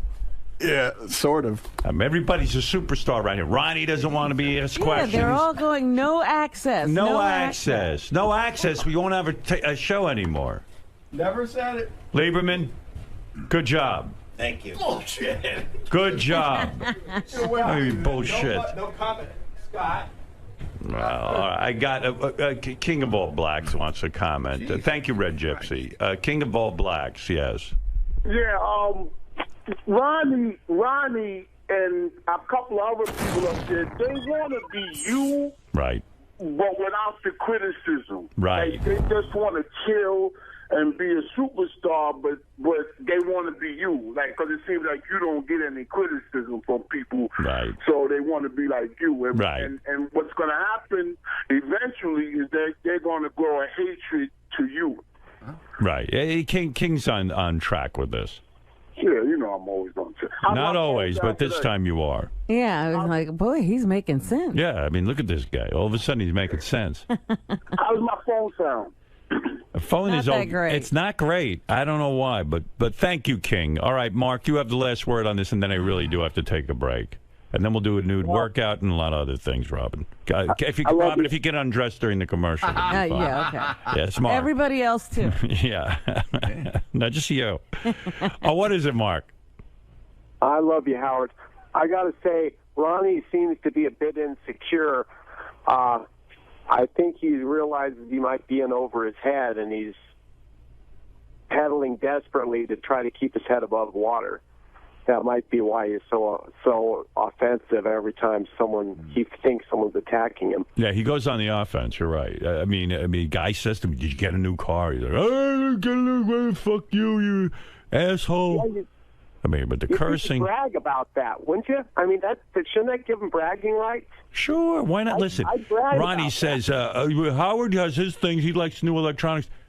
If Lieberman says you got a new phone, yeah, I got a new phone. Hey, Howard? And he talks about it. I can almost understand why 𝗵𝗵ce would be kind of ticked off. He just doesn't, he doesn't want unflattering pictures of himself taken. I don't think that's right that he makes that edict, but that's his edict. Yeah, he certainly takes unflattering pictures of us. I don't understand the Ronnie thing even for a second. Yeah, no. I mean, Ronnie wants to be a judge on the intern beauty pageant. Ronnie wants to come in here and help out with 𝗵𝗄ce and the bathing suits. But the other part of that is also allowing yourself to be exposed in other ways. Absolutely. I don't get it. Well, the best is I bought a car that everyone will look at, and I don't want them looking at me. Yeah, he doesn't want attention. So either he's crazy or he's retarded. He's got to calm down a little, and you know what it is. He's getting very big with his Ronnie block party. I think he needs some psychotherapy. That's the problem. You're getting a little. You got the Ronnie block party. Right, Fred. What? I'm crazy. I told you that. I'm just really trying to understand this, Ronnie. I don't understand like the venom towards Lieberman. I mean, Lieberman's just doing Fuck his Lieberman. job. Why? He's a shyster reporter. I don't like him. He's a what? Shyster. A shyster? A shyster's I don't a like lawyer. him. You know what a shyster is? Yeah, I know what a shyster is. What is a shyster? Never mind. All right, that's right. I don't know.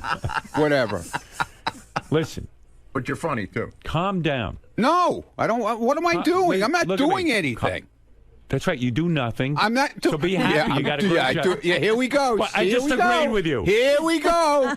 I agreed do with you. Nothing. You do. You said I don't do anything. I go. I agree. All right. You're right. I do nothing. Wait, I agree with you. I do nothing. You're right. Why do you have me? If I do nothing, you're right. If I agree with you, I'm part of the wallpaper. No, you're right. I'm fucking crazy. I told you that. Didn't you have Lieberman to your house for a barbecue? Didn't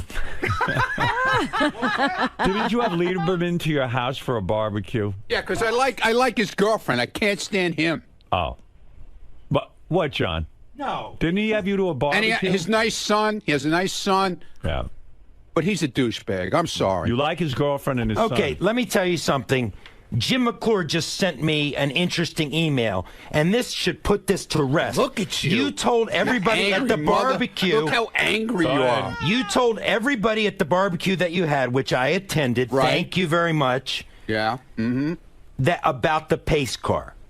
So it can't be a secret. You wanted it known. I didn't hear it there, but you wanted it known. No, I told friends of mine what I was doing. You know when You're you not my tell friend. people that it's going to get... You're not my friend either. Good. And by calling on me to be fired yesterday, that is extremely disrespectful. Look, yeah, that's the part you missed on the wrap-up show. Because I would never question you in your capacity. I would never say, Howard, Dude, I think this guy should be fired. I was tweaking your buttons just like everybody else does to me.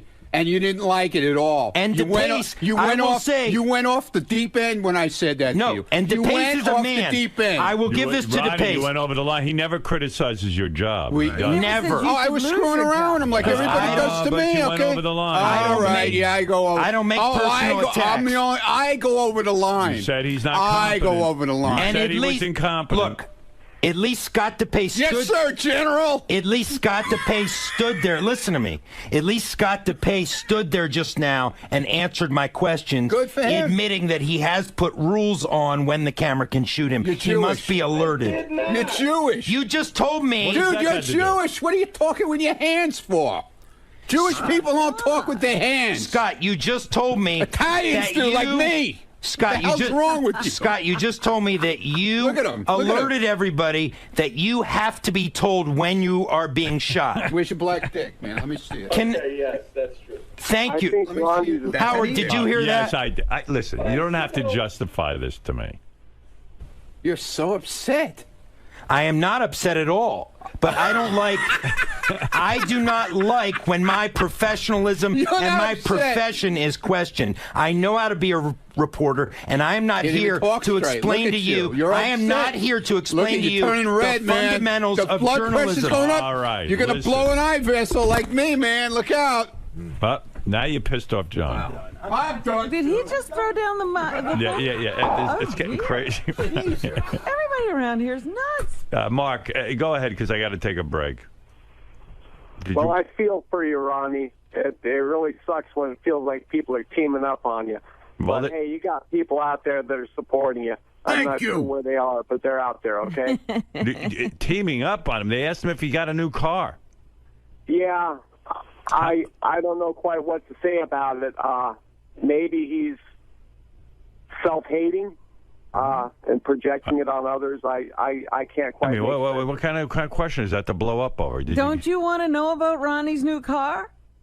Yeah, but he certainly doesn't want me to. That's why. But he's driving around in a pace car. I mean, he's not in the Indy 500. That's like waving a flag. I mean, that's like me going out in my fart man costume saying, "Please don't comment on what I'm wearing." It's like skywriting and saying, "Please don't read the note." Right. I mean, what is that? It's like a woman walking out with Band-Aids on her nipples I'm and going saying, to walk "Don't out of stare my at house. tits." I'm going to walk out of my house naked and then say, "Please don't comment on it." I mean, what is that? Yeah, Matt, go ahead. Yeah, if Ronnie can't handle jokes about his pace car, how's he going to handle all the jokes after Richard blows him? Because even if Ronnie takes the joke, he's going to get jokes about it for the rest of his life. All right, thank you, Matt. You had the last word on that. I'm telling you, we're getting into a weird area with those two in a funny way. So it's out there. So Ronnie's doing this weird move. Ronnie's just leaning against the wall, and Ronnie's at the far wall, and Lieberman's over here by the green room, and they're just yelling at each other. And Ronnie's like the guy in the movie, like the gangster, like flipping the coin. He goes, "You're a shit reporter." I don't know why, but Lieberman goes, "Fuck you! I'm not a shit reporter." I'm telling you, it's getting weird. Oh my God. Do they know that? It's completely repetitive, by the way. Like you could go out there in an hour, and the conversation will have not changed at all. Started up again. It's like that Star Trek. But Ronnie has figured. But here's the funny thing: Ronnie has figured out if he calls him a shit reporter, it gets under his skin. Right. But Ronnie can't. We talked about this on Rapid News. Ronnie doesn't understand how you rile him up to get under his skin. He doesn't. No, he doesn't like me. I go, but you don't really not like Lieberman. You're just fucking with him. He goes, I know. it's very interesting. John, why did you finally crack with this Ronnie nonsense? What pushed you over the edge today? Calling me a shit reporter. I only speak the truth.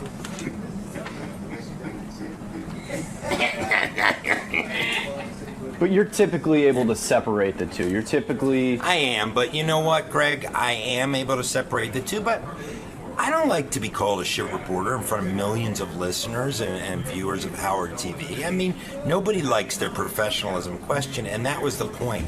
I've never once questioned Ronnie's professionalism. I've never once said Ronnie's a bad security guard, or Ronnie isn't good at his job, or Ronnie isn't good in this way. I was simply reporting a story, which, Greg, I want to point out, turned out to be true. The story I reported was true. He has a pace card. That is the bottom line here. And Ronnie trying to tell me how to be a reporter is completely and utterly ridiculous. And then suggesting that I should be fired goes too far. It just goes too far. What do you think this speaks to? I mean, why would Ronnie take these roads? Why would he go down these avenues? Because... Fuck. Because when you have no defense and you're backed into a corner, you scratch and claw your way out. And that's... I'm always watching you. Exactly. But this Ronnie thing is not going to end, because the reality is, when you break it down, he knows how to push my buttons and I know how to push his. This may go on forever. Just remember, I'm here behind you, man. I'm always around. Watch those cupcakes. He's putting on a few pounds with the cupcakes. He's worried about me watching cupcakes. You should be watching the TV screen, man.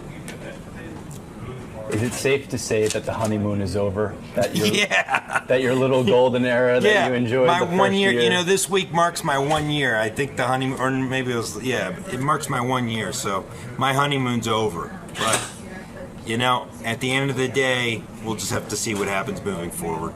Keep up the good work, John. It's a sign of your solid reporting that you've started to crack some of the team members around here. Thank you, Greg. You're next. Sucks.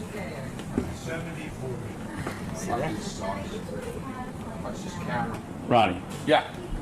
You get a special kind of kick out of when you get a rise out of John Lieberman or any of the news reporters.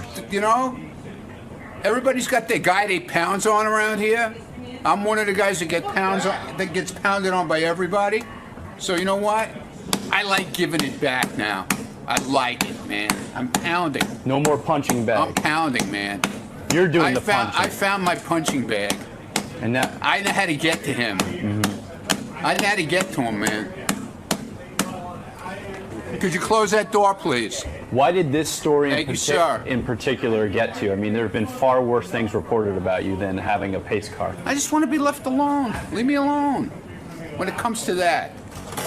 But don't you think... Do you want people following you around the fucking street? Well, of course not. But don't you think... I mean, I don't mind. I like people. I like doing the comedy shows. I like going out there and seeing everybody. But I don't need them following me around in my car. Do you get my point on that? Do you not like John? Do you get my point on that? I thought that was a rhetorical question. Do you get my point? Yes. That's all I'm asking. Yes. Do you get my point? Yes.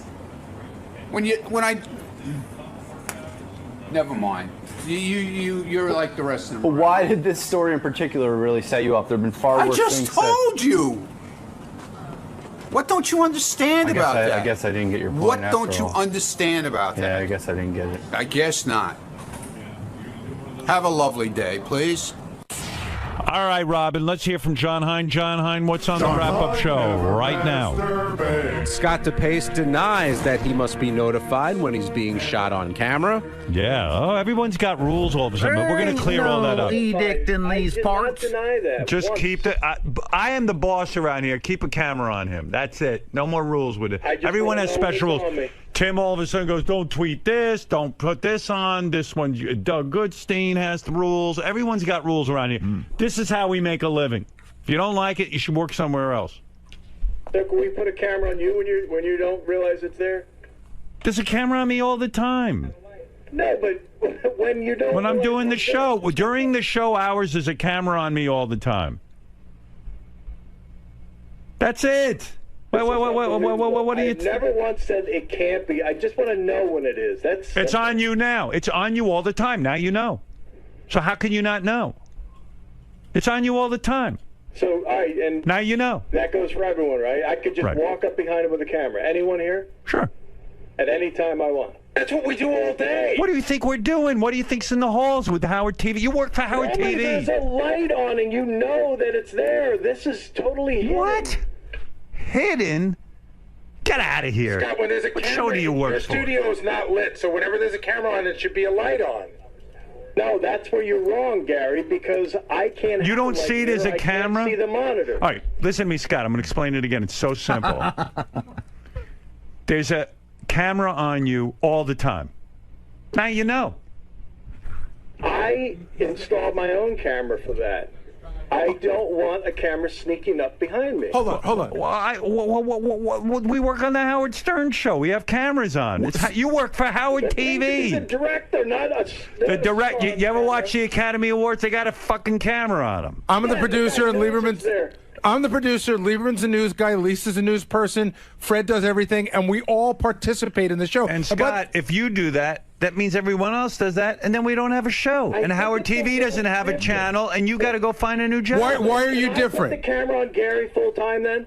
I want the camera on full time. But we're not saying put it on you full time. We're saying when something interesting is happening, like in the hallway when two people fight, there's no light. You know what? He clearly doesn't understand how he's paid. No, both of you guys don't understand. I fully understand. I've never once said no. Scott, the camera is on you during the show. That's it. Here's what it really is about. At any time. I want to see. How do I know if Gary's doing It's something on interesting? all the time. Can Gary's be on all the time? Why is it about me? It's about you. We have a camera in the hallway. They run around with it all the... Gary. Here's what this is about, Howard. I'm going to tell you right now. This is what it's about, which is the stupidest thing. Sometimes when it gets late in the show, Scott slouches in his chair. Right. You're like way down low, like almost like he looks like he's falling asleep. And he does not want to be shot like that. And he's told people, don't shoot me like that. Shoot him slouching in his chair. I want to know when he's slouching in his chair. That is not what... And the camera is now on, and it will be turned off. You have it wrong. The camera is now on. In fact, if you look behind you, there's a cameraman. Take a look behind you.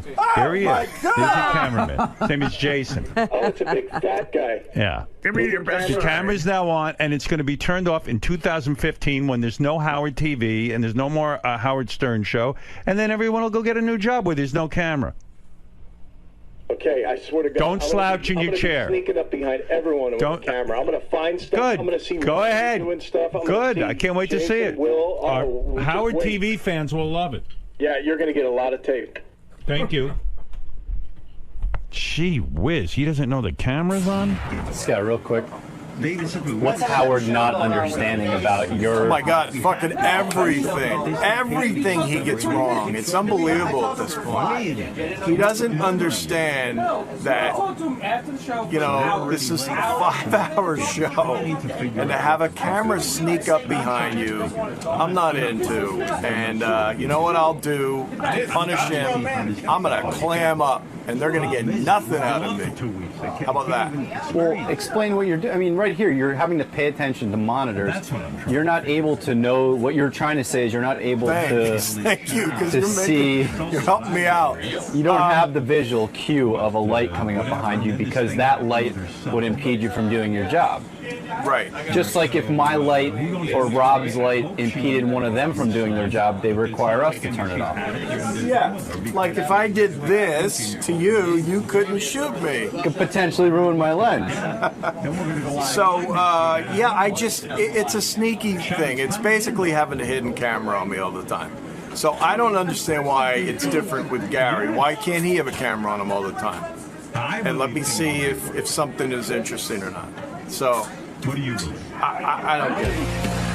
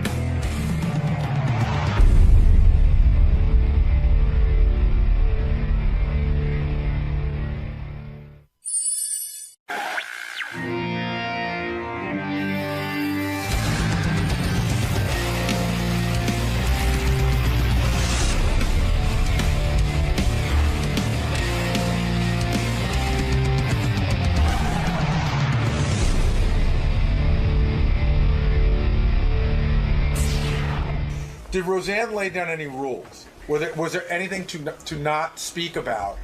And why does she put herself in that position where, I mean, she pretty much knows going in it's going to be a boatload of fat jokes and stuff.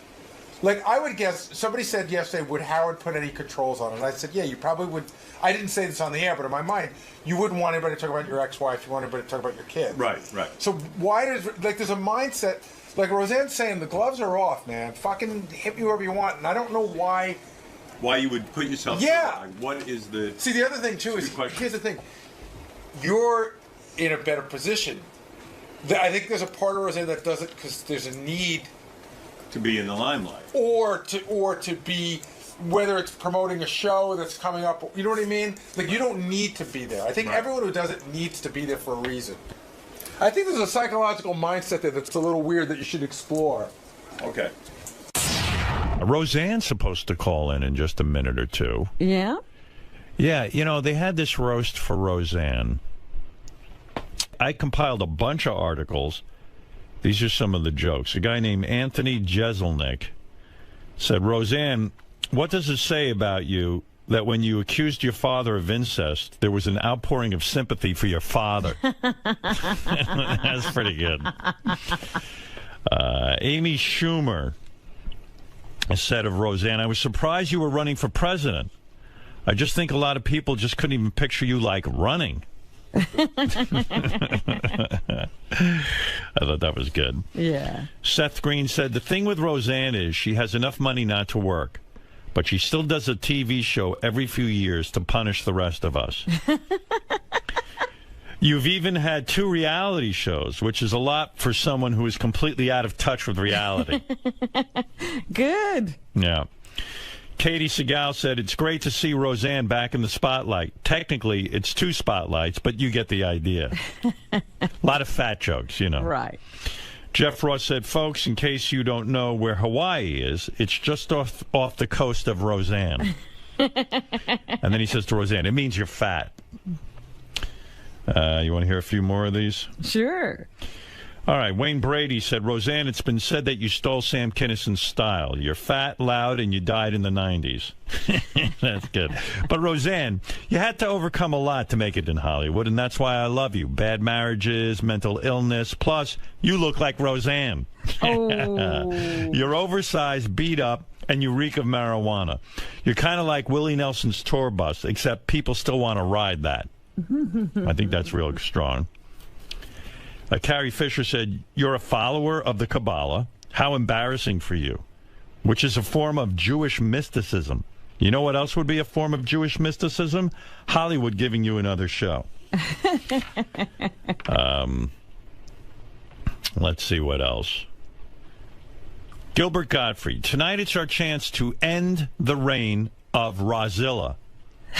Forever. Evidently, he kept referring to her as Rozilla. Rozilla. Everyone grab your torches and lead her to the pit. She'll think it's a barbecue. Rozilla.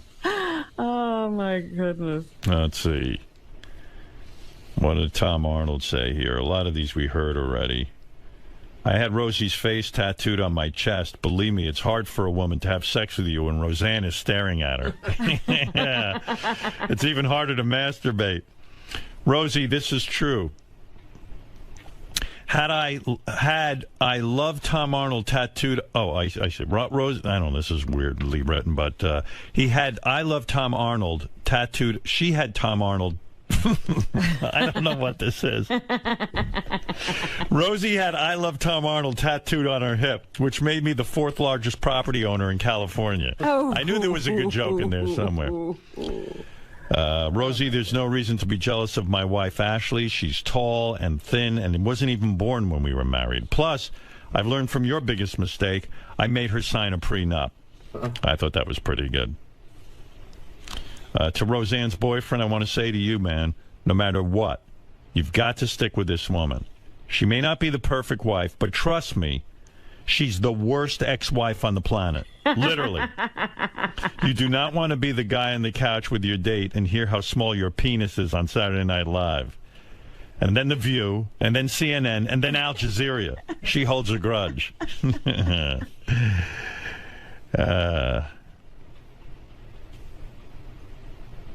Recently, Roseanne got in trouble for wishing cancer on a Chick-fil-A customer. But you guys can all relax. If she had the power to wish cancer on anyone, I would have been dead in 94. All right. Not so good.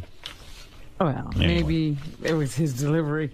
Maybe he had a better delivery than I did. All right, Roseanne's on the phone. Oh, good. Hey, Roseanne. Roseanne? Yeah, hi, Howard. You okay, baby? Oh, God, it's early. I know. I'm so sorry. You're Where up are this you? early. Still out in Los Angeles? It's like 5:30. Hey, can you swear on this show? Yes. Oh, fucking great. Yeah, you can say whatever you want here. There's complete freedom of speech. Roseanne, why would anyone, especially a woman in your position, why would you put yourself through a roast? Seriously, from a psychological point of view, I mean, it's endless fat jokes. Like, I was even thinking about it for myself. Like, if someone said to me they wanted to roast me, I don't think I'd want to put myself through it. Why? It's fun. Is it, though? I mean... Well, it is. I mean, I'd say that over the whole... It was...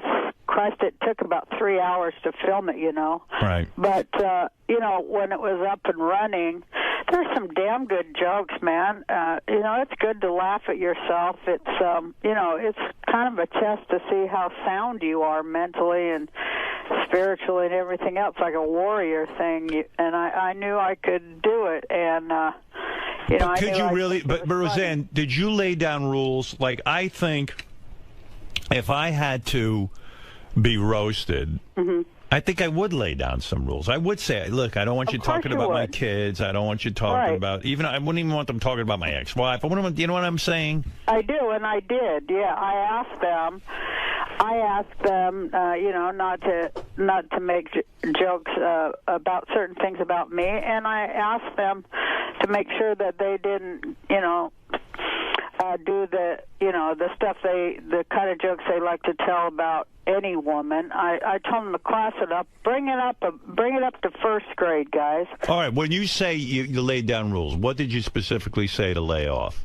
Well, don't talk about women's body parts and their smell and all that friggin' ridiculous kind of snake-like joke that a lot of guys think is funny, you know, and it's not, because there were a lot of women up there. So I just asked them to class it up, and, you know, they did. They did a great job. Because then it's too easy. You said, like, like sometimes... no easy. Yeah, well, don't talk about no shit jokes. You know, when I did Roseanne, that was my rule. You're not getting one shit joke in there. Or like your pussy smells, or this kind of thing, like where they just take a woman's private parts and just rip them apart, so to speak. Yeah, because there's other things you can make fun of a person for besides their asshole. Right, and when a guy said, when someone gets up there and says, oh, you know, Roseanne was molested as a child, which is something that caused you a lot of pain, and Roseanne was molested as a child, and I feel so bad for her father, you know, that kind of thing, that didn't sting a little bit? Actually, you know... Actually, I told him don't do, if you're going to do any jokes like that, you know, don't have it be like like Sandusky would laugh. Right. Like where a guy would think, oh yeah, it's okay to molest someone.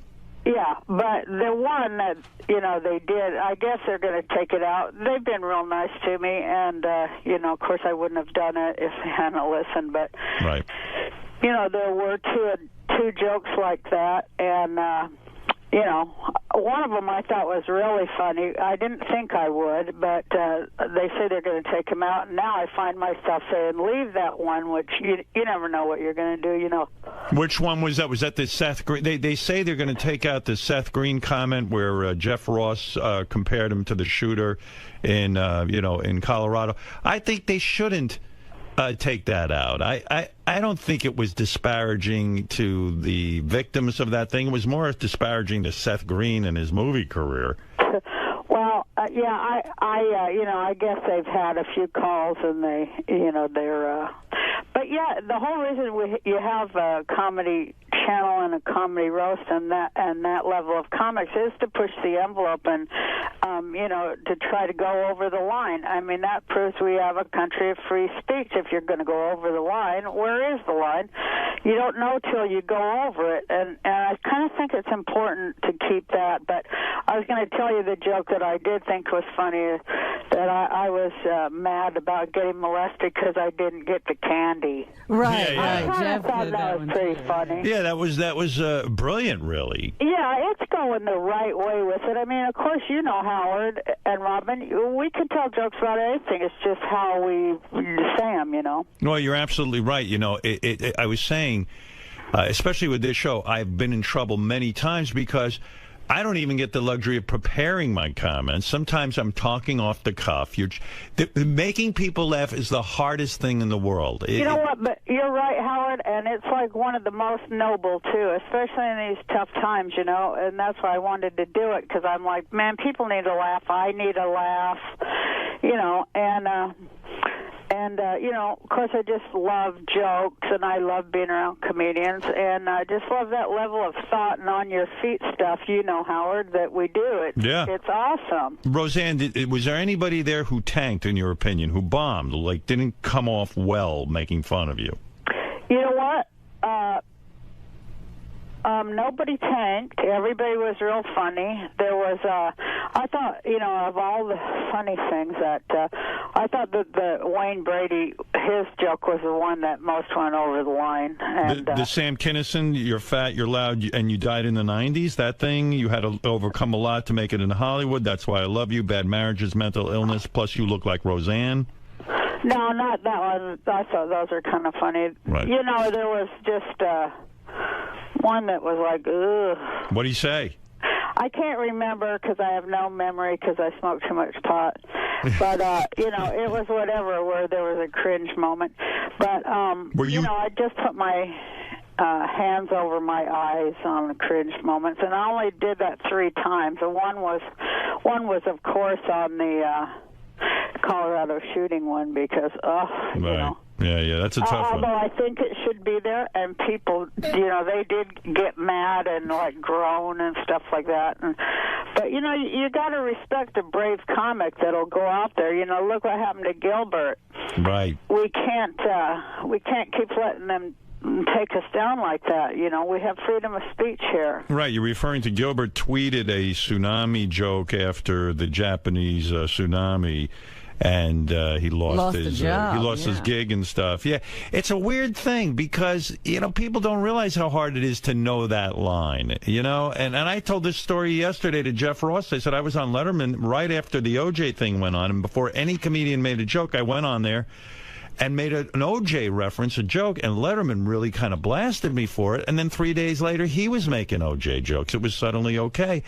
And that always struck me as like, well, someone's got to test the waters, right? Yeah, and also I think psychically, you know, the one that tells the first joke is the one that kind of bursts the toxic bubble that we're, you know, it, like once we laugh at it, you know, right. You know, we kind of heal it a little bit, I think, you know. Yeah, it's a tough line. Did you recently apologize for some of your tweets? You know what? I apologize that I used the wrong word to convey a thought. It's really hard on there because you only get 140 characters, and right. I used the wrong word. I realized after. I couldn't understand why people were so angry, so I reread it about 50 times, and I was like, well, what? And then it hit me that I had used the word deserves, and it's not at all what I meant. You're talking about Chick-fil-A, right? Yeah. I said anyone who eats hormone-infused, antibiotic-filled, factory farm chicken, you know, deserves the cancer they're going to get. And, you know, that was after like 50 or 100 million tweets going, you're un-American. You know, I just got too pissed and I spit out deserves, where I shouldn't have used the word deserves. What I was trying to say is, hey, if you eat shit, you're going to get sick. Right, and you know, to me, now I will probably end up following you on Twitter because that sounds like you're saying something interesting, but as soon as you say something interesting along those lines, you get crap, and then it kind of beats the crap out of you to the point that you don't Twitter and then you don't say anything interesting, right? Yeah, I take a break. Once the idiot factor, reaches tipping point, I just walk away for a while. And with the Chick-fil-A thing, I can't believe how many people don't understand. This isn't a freedom of... No one's saying the guy from Chick-fil-A can't say what he wants to say. Well, he's trying to spin the shit, and say now that it's freedom of speech. It is certainly not about that. That's right. People in America, they can't friggin' name the shit. They can't be accurate and name the shit anymore, and then people make sure that they can't. Yeah, it's subterfuge. The guy from Chick-fil-A, what I'm saying is, because I believe people have a right to get married, and gay people have to have a freedom should feel as good about themselves as anybody else.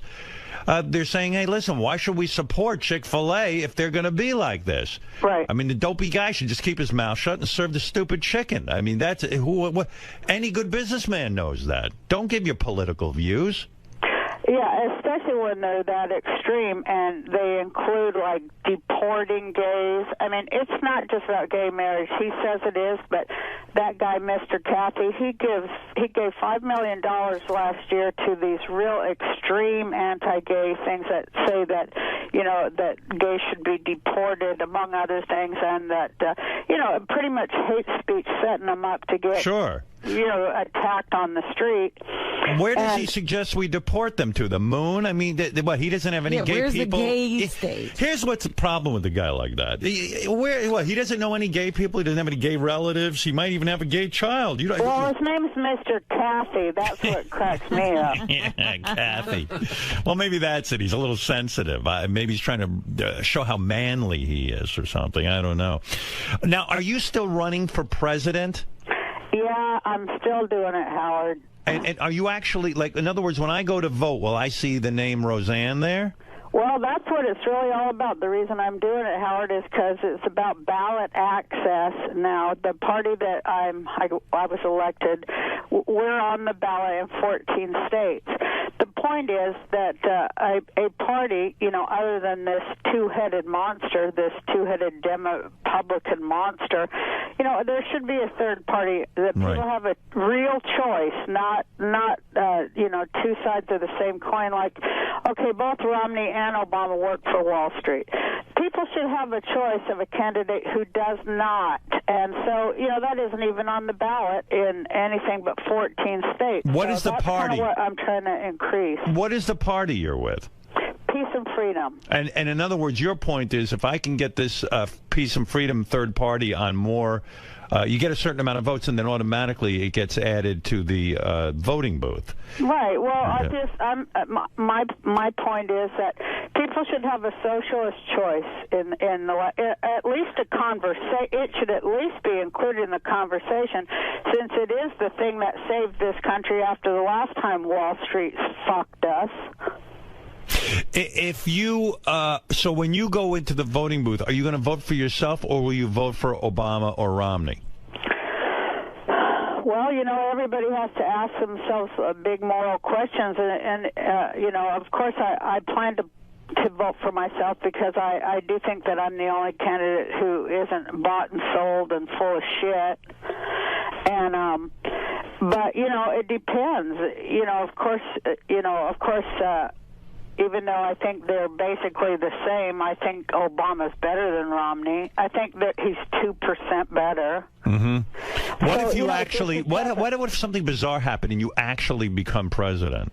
Then this country would be on its way to prosperity and peace and freedom. If I was president, believe me, there's no way that I know exactly how to fix every problem, and I know exactly how to do it, and I do it immediately, like they did it in Iceland.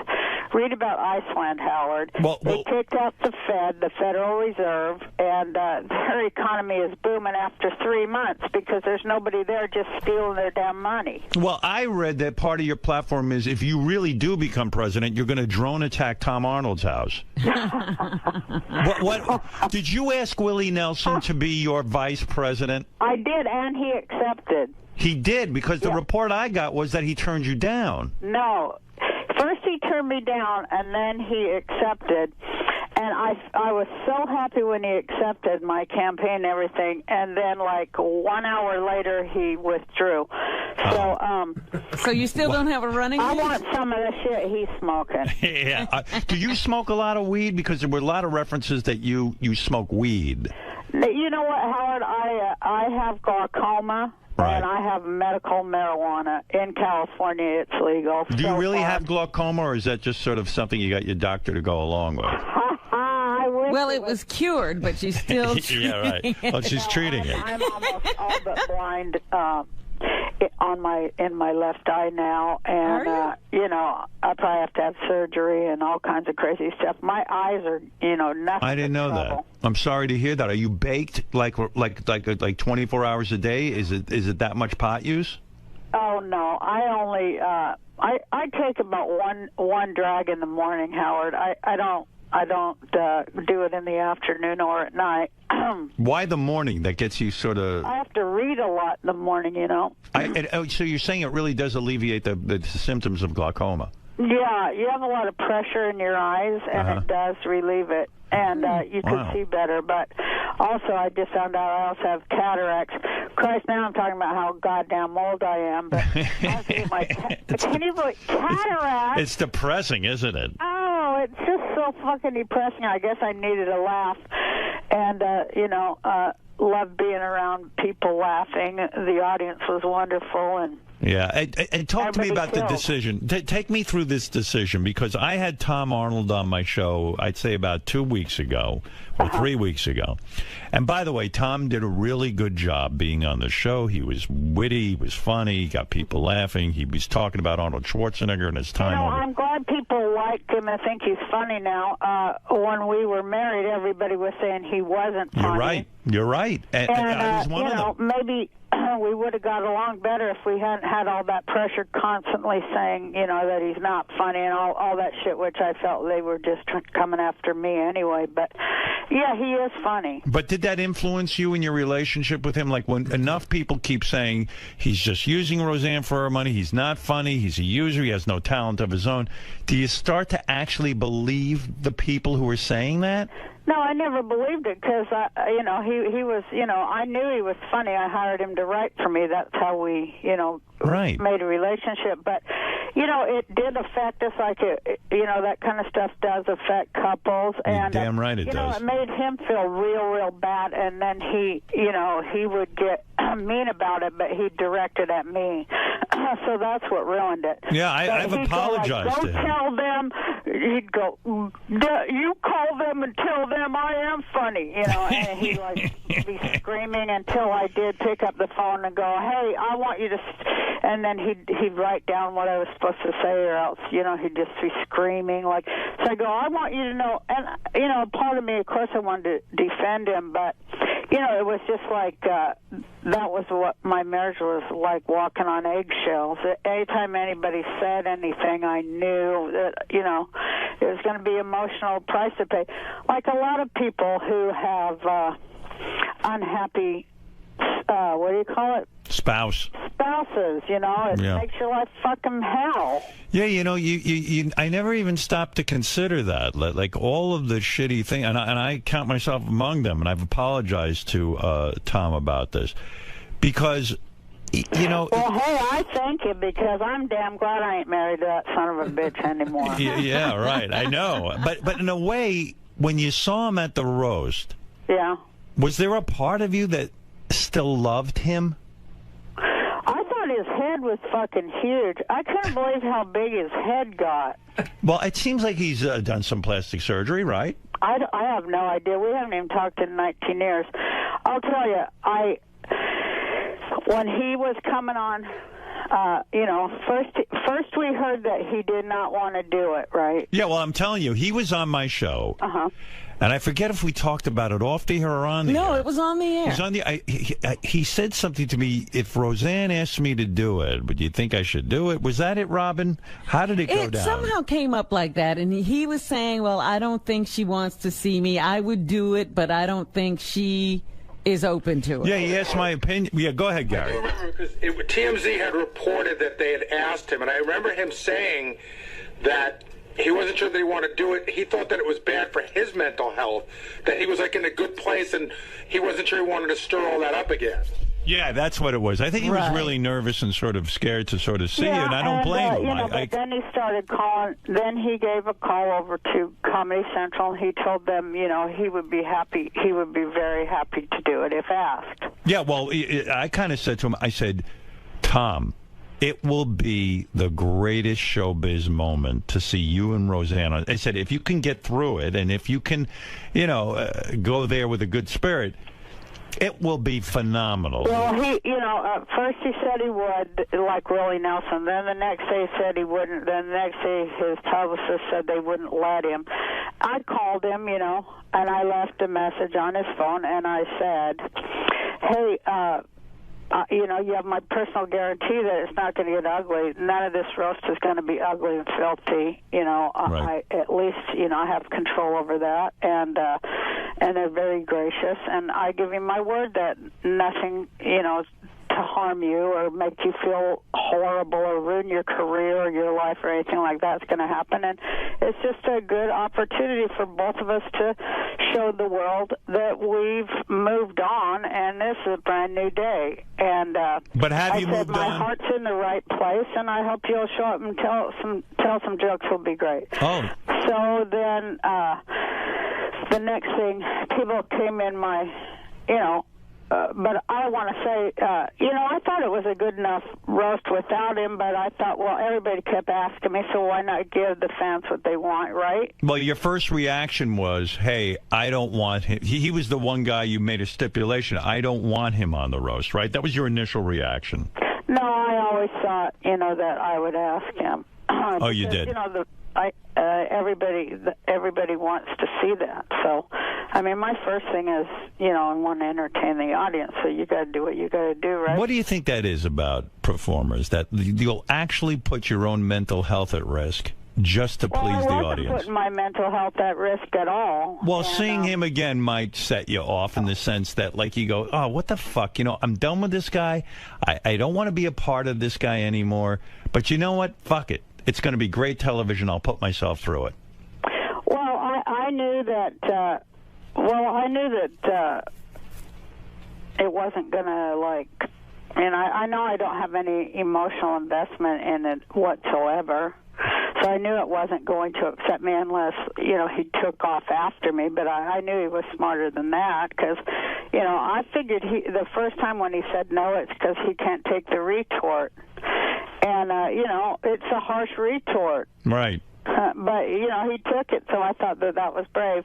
But afterwards, you know, I thanked him, and I said, well, onward and upward, good luck to you in your life. And, you know, it's a good thing. Also, you know, all the shit going on in our country, all this hate, I sort of thought, hey, if I can have this moment and show it, you know, maybe I'll influence other people. Get past old shit, you know, even politically, countries, maybe I say in my act, or when I followed him, I said, you know, I realize that if I could bury my boiling, ceaseless hatred for Tom Arnold, there could maybe be peace in the Middle East. Yeah, no, I remember. I mean, it was such a vicious hatred in the sense that you even said, hey, he took millions of dollars of mine that I had in a box or something. I don't remember the exact story you told me. But, you know, you felt he had stolen from you. And so I guess my question was, gee, when you really go through something like that and you still kind of harbor those feelings and you finally just kind of wipe this guy out of your mind, you don't have to see him anymore, this, that, and the other thing, you kind of put that all aside to please the audience, and that's what's crazy about performers, myself included. There's sometimes I'll do stuff I don't even want to do, but I know it'll be great television or radio. Yeah, you're right there. And, you know, comics and stuff, we'll do anything for a laugh. I mean, of course, we've all embarrassed ourselves at some point, but that's just part of it. We're open people and honest. But Tom's very well off now. Do you think he should pay you back? Yeah, I do. Yeah. Yeah, I know you do. I sure do. Wouldn't you? Yeah, I'm that's my kid's money. He definitely should pay me back. Yeah. Yeah, and like so, but somehow you put that aside, and even after the roast, It would have been awkward if you didn't go up to him and say anything. So you walked over to him. He didn't walk over to you. No, he went backstage, and I came backstage, and I just, I said, I really, think you were brave, and you really did great. Your jokes were good. Did he go to hug you? Funny. Did he hug you? Well, that, of course he did that, but that was on the stage. I see. But when you were backstage, did he shake your hand or hug you? No, but I patted him on the lapel there, and I said, onward and upward, Tom. Let's roll. Let's go. There was a report that backstage he tried to steal your purse. Is that true? No, I didn't have a purse. You did not have a purse. No. You do not have to bring it. He was done and he came off the stage, I was like, oh, no, that was an awkward moment. And I just kind of held my hand up so he could kiss my my hand like the Pope or something. Right.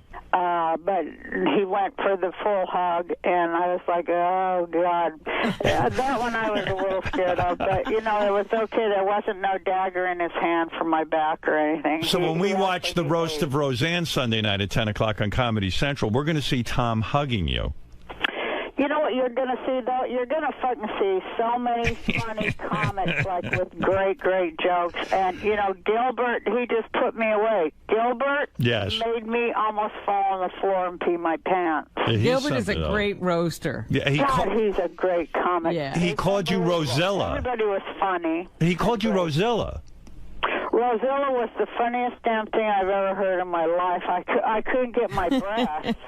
Did you wait? You know who was really funny was that new girl, Amy Schumer. Amy is really funny. She's terrific. In fact, she said of you, I was surprised you were running for president. I just thought a lot of people couldn't picture you like running. There was a lot of those kind of jokes. But, those are funny. I didn't at any time feel that, it had gone below into the toilet level like I've seen it do before, Is it true that Sharon Stone was booked for the roast and then canceled?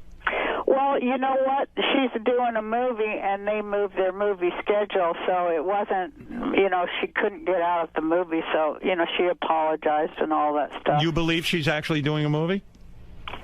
Well, that's what we were told. I see. So there was that's what I was telling you, Howard. There are a lot, and it's often very... She's loonier and shit. I would have had a great retort for her. Yeah.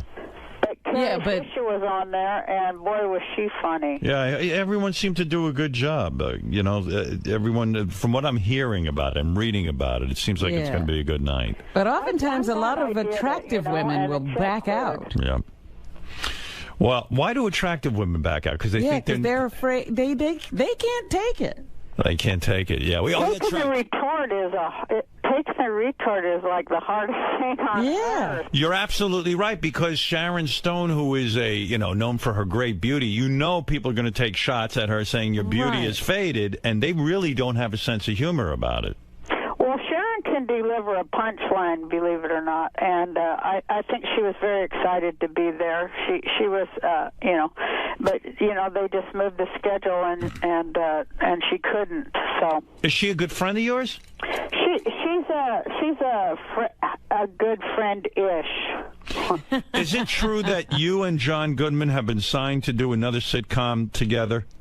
Well, no, we did that pilot and they didn't like it. Okay. But, I suppose we could do that again anytime we wanted to, but, you have to question all that stuff. Plus, we're so damn old, but I'll tell you, the one we did, the one pilot, the week we worked together, it was just a blast. It's just a wonderful, wonderful, fun, great time. When you talk about that menopause has killed your sex drive, are you joking, or are you saying that, like, you've completely dried up and you don't have sex with your man anymore? Well, I'll do it once in a while, but I do try to get out of it. You do? Because why? Because it's just, in other words, you look at a guy now and it's like, oh, why bother? When you get old, you'll find out. I guess they got Viagra for old men, which that should be illegal. But, right. Your body it's not changes, fair. Yeah, and, you're just kind of, Christ, you're too damn tired. You dry up, right? In other words, it's hard to lubricate. hard. Come on, Roseanne. Let people know. Well, you know, yes, that is part of it, but that's just a symptom of it. The real problem is that, you know, it's just, you know, your get up and go just gets up and goes. Well, maybe you should just save yourself for sex. Stop doing all that other stuff. Yeah, that's it. Well, I know that's kind of what my boyfriend suggests. Does your boyfriend say to you, look, Roseanne, I have needs, and, you know, try to do something. Blow me, do something for me. I mean, to just sort of dry up on him and not go anywhere with it. I mean, that is unfair to him, isn't it? Well, I try to be a good girlfriend. Right. Christ is hard, you know. I don't know. I'd rather have pie and right. just like sleep and try to fix the goddamn world. If Willie Nelson isn't your running mate, who is? My running mate is Cindy Sheehan. And what is she, an actress? Cindy Sheehan, hon, remember the woman who she lost her son Casey in Iraq, and she occupied George Bush down there in Crawford, Texas. The Iraq War protester. Yes. Yeah, so she's your running mate. All right. Yeah. All right, so listen, I've got the whole story now. Let's review. Okay. We first want to say she showed America that she can get past things and reunited with Tom Arnold for television's sake. She did it. She sat like Jesus. She sacrificed herself for you, so you should want. Actually, he had some great jokes, and he was real funny. Yeah, well, that's it. Did it bother you when he started to have real success? When he was in True Lies with Arnold Schwarzenegger, he was having a major career. Did it irk you in some way? Like, did you become, I don't want to say jealous, but just like, oh, I don't want to see him do well? Not at all. No, I'm the one who, remember, I'm the one who, like, took all the shots so that he did get famous. And, you know, he just kind of turned into a monster at that point. He did? So, but I didn't begrudge the work I personally had done to get him to How did he turn into a monster at that point? Huh? How did he turn into a monster at that point? Was he difficult to work with? Oh, I don't know what he was like to work with, but he was impossible to be married to or live with. Wow. And who has more money now? I would still think you have more money than Tom. But I don't know. I have no idea. I don't know. I don't know how much. He's done 50 movies. I don't know. Do you think he might have more money than you? Probably. That's the way shit goes, isn't it? Well, you have to think, though, he had a couple of other marriages where he didn't sign prenups, remember? Oh, Is that's that right? Yeah. He might be cleaned out, too. Well, I don't know. I do wish him well. You know, he told my boyfriend on the show, he said, whatever you do, stay with her. She's a horrible wife, but she makes an even worse ex-wife. Right. Do you really wish him well? Seriously, if I gave you the power now to wish him well or to wish him ill, what would you wish him? Of course, I wish everyone well. You do? Of course. Otherwise, you know, I'd have all that hate inside me, and I'd be a miserable old bitch, and I'm not. Right. Did you always know that your TV daughter was gay? Was that a shock to you? Who, Sarah? Sarah, yeah. I know Sarah now. I've been on her show. Yes, I always knew she was gay because she liked Jodie Foster movies. That's the sign, right? That's how you know. I used to make fun of her. I'm like, come on, Jodie Foster. Especially after Jodie Foster did that one movie where she played the grand same here. That one where she couldn't even talk. Nell. Right, Nell, right. Anybody who liked that movie, you know, they were definitely you know, they were undecided on their sexuality and their humanity. Why was no one from your former huge hit sitcom on the roast? Do they not like you? Do they not get along with you? Why was Sarah not there? Why? I mean, Tom, of course, was a writer there, but aside from Tom, I mean, Sandra Bernhard. I'm trying to think who else was on the show. Tom Goodman. Where the hell was he? John Goodman. John Goodman, not Tom. You know, they were all asked, and, you know, people had other commitments or, you know, or they're, you know what it is, Howard. You know this, I think. Okay. Everybody's got a publicist. Mm-hmm. And and they're really Satan's hordes. Yes. They really do all. They're all like, it's all just image and. Do you have a publicist? Yeah, but he's not like they are. Wow. And everybody's like, you can't do that because you won't look this and that. I mean, obviously, my publicist doesn't give a shit what I do. Right. But, I think they stop them and they say, oh, you're going to get up there and you're going to get called names. People, again, Howard, you got to have a thick skin and, a good sense of humor about yourself to take the retort. And a lot of people in Hollywood, as you know, Howard, they don't have a sense of humor about themselves, and they're like overly sensitive, right? Big whining fucking babies. Right. No, you make a good point. I mean, it's a hard thing to take. So, okay. You don't want to put yourself out there to just be knocked when you're trying real hard to get a job, and that's the other part of it too. And why I asked Comedy Central, could we not have people walking away feeling slimed?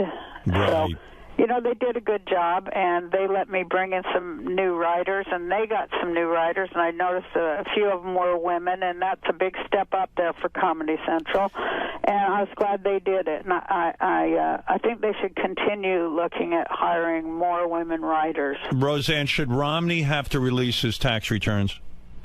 Not only should he have to do that, yes, absolutely. He should give back every dime he stole from the American people. There'd be no problem in this country whatsoever. Everybody would be living great. And will you release your tax returns? I No. know there's a big call for no. Hell no. You won't do it.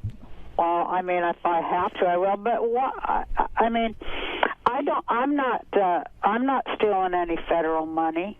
And Romney. There's questions of that. But certainly, I've never even been within 5 feet of where they got all the money hidden over there in Washington. You feel Romney stole from the American people? I think he stole from God and the world. I think the guy's like the biggest friggin' thief that ever lived, and he's self-righteous about it on top of it. Listen, Roseanne, you've said it all. You've said it all. Mm-hmm. Not all. You close to. All right, that's true. You got a little shy when it came to menopause and drying up. Well, because I have grandsons, Howard. Listen, they need to know about this. One day they're going to get old. They're only 2 or 3. They need to know about drying when up. They were 5. My one grandson said to my boyfriend,